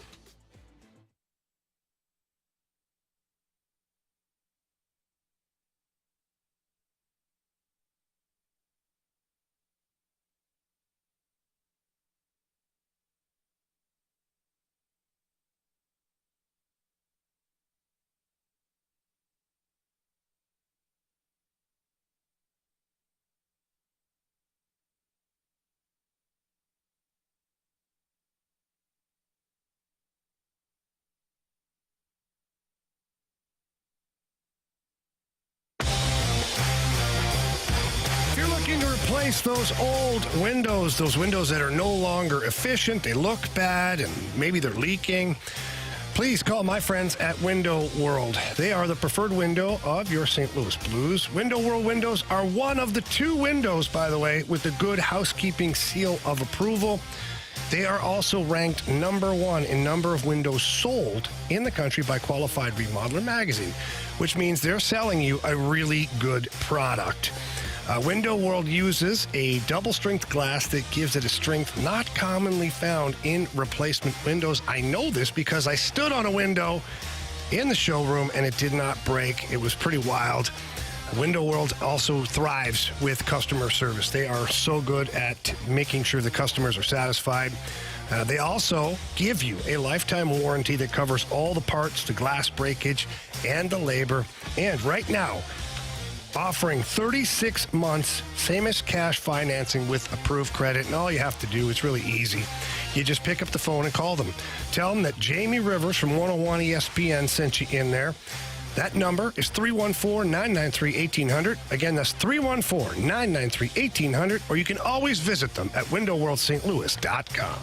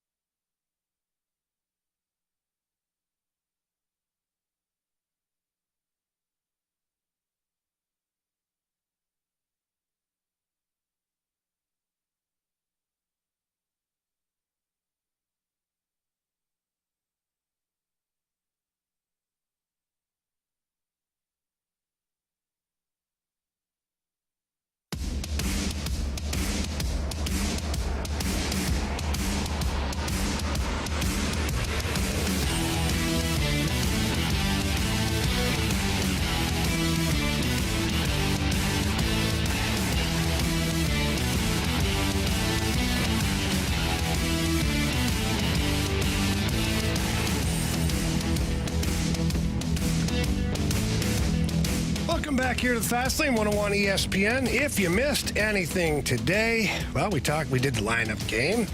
We talked about the Cardinals proving to us that maybe they're not a playoff team. We also talked about Victor Scott.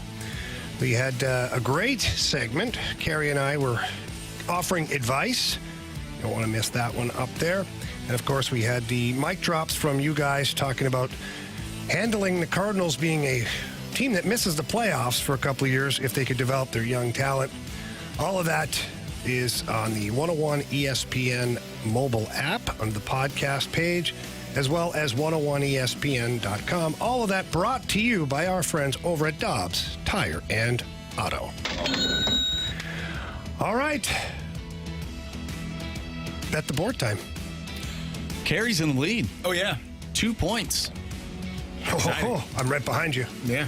I'm right behind you. I don't like you that close. Yeah, you back up. Right there. Back up. Coming for you, Carey. I'm okay. Go ahead. What's your play? Give me. I got Rafael Devers, 1.5 hits, runs, RBIs, minus 145. Hey, whatever. Hey, don't get mad at me. It's an easy bet. If you're happy winning like that, that's fine. Yeah, I am. All right. 0.5 Nolan Gorman, 15 games. Not anymore. Not anymore. He's not playing. All right. The Twins play the Cubs. Hendricks on the bump. It's a terrible year for him, except for against the Cardinals. He's been lights out. I take the Twins in this one on money line. They're minus 125. Guys, I'm going to do it. Anytime something bad happens, Nick Castellanos is always there to hit a home run. And I've heard that the stock market is not doing well. Not a great day. Everybody, and I think their mother, is on Nick Castellanos to maybe hit a deep drive to left field tonight. And I am one of those people. Give me Nick Castellanos to hit a home run tonight against the Dodgers. All right. Plus 540. Oh, wow. That's a hell of a bet. That's a good bet, Marshy. No, I like that a lot. Me too. Anthony sent us his bet the board. He wants Hunter Brown over 5.5 strikeouts. Oh, wow. Who are they playing against? Where are we at here? Hunter Brown. What? I don't even see. Sounds like a they're country Houston. music singer. No, they're playing the Texas Rangers. Okay. All right, there you have it. That's bet the board for you. Marshy, criticisms, compliments, please. Yes, from the 314. Thank your family for letting the rest of the city enjoy you on radio with Alumni Charity and with the Blues. Thank you very much for that. I actually want to tell you guys a quick story. It happened on Saturday night. Was out for dinner with the kids and my girlfriend, and we were at a steakhouse, and someone walking by the table at the end of the night just came over and said, "Hey, thank you for all you do and whatever." And I was, "Oh, hey, nice to talk to you. Hey, thank you very much for stopping." And he kind of alluded to the fact, kind of did you did the home run, this, and it kind of walked out. I was like, "What?" The waitress comes over. I go, "What? What was he talking about?" She goes, "Oh, he paid for your meal." Oh, really? That's awesome. The whole meal. That's awesome. I was like, I had a couple of drinks too. Yeah. I was like, he picked up the whole meal. It was awesome that he did that. Yeah, I was that's very, awesome. very thankful. Certainly not necessary, but it doesn't happen every day. That's for sure. Very cool. Yeah. So thank you to. Hopefully you're listening out there. Thank you for that. It was very, very generous of you. Got a text from the 636. Great show by everyone again today, but Marsh definitely deserves a star for pulling double duty. Good job, Marshy. Oh, How was that's that? right. That was You had to fun. get up a little earlier than you're accustomed to, huh? Yeah, I did. Huh? I certainly did. At 11 o'clock, You got had to here. set that alarm early, like Got 9 here a.m. soon, didn't it? I was a 9 a.m. guy today. Wow, that's a lot to ask of you, Marshy. It is. And I was up early yesterday, too. That's when you, 2 days in a row. Proud of you. You guys had your producers party. How'd you guys do? How did Rock do? Tanner? How did Jackson do? All that stuff. Whoa. What? Kind of had What? Wait, what did I say? Jackson was. You started off good. Yeah. Jackson was not a part of the show But today. it's a producer's party. Is he not a producer? Oh, don't do this. Don't do this. Stir it up, Jamie. Go ahead. I mean, I know Tanner was kind of quote unquote in charge of this. Did he just turn his back on Don't another? do this. Are you all doing it again tomorrow? I don't believe so. Oh, okay. Ah, man. Wow. I think there should be a cage match. Jackson and Tanner. Tables, ladders, and chairs. We had that. Yeah, the ladder match. A ladder match. Wow, so Jackson left off the squad. That had to hurt. We'll have Jamie B. special guest referee. There we go. He's not ever going to call. He's not going to count to three. He's going to let them kill each other in there. Yeah, I'm not counting to 3. Want more blood. All right, let's get to our 3 stars of the day. Our third star of the day, a late entry, but it's going to go to the stranger who paid for your meal, Jamie. Yeah, absolutely. Again, if you're listening, so appreciate, very generous. Thank you. Our second star of the day, the 636 said, let's give a star to Andrew Marsh. Andrew Marsh is going to get a star today, but not me. The wide receiver that could play at Michigan. There you go. We talked about him earlier in the show. Andrew's twin brother, Andrew. Long lost. I don't think brother. so. Maybe? First star of the day goes out to our Gauntlet contestant, Ricky, for what he does with man's best friend. Yes. Yeah, Ricky, again, that's Wonder Wimes on Facebook. Get on there, follow him. Does a great job. So, all right, thank you very much for tuning in today. Your Cardinals, just a quick update, still down 5-0, top of the 6th. Tough day for Andre Palante, at least in the 5th inning. We'll be back with you tomorrow. You've got Carey, myself, and Andrew for the rest of the week. Until then, enjoy your day, St. Louis. See ya!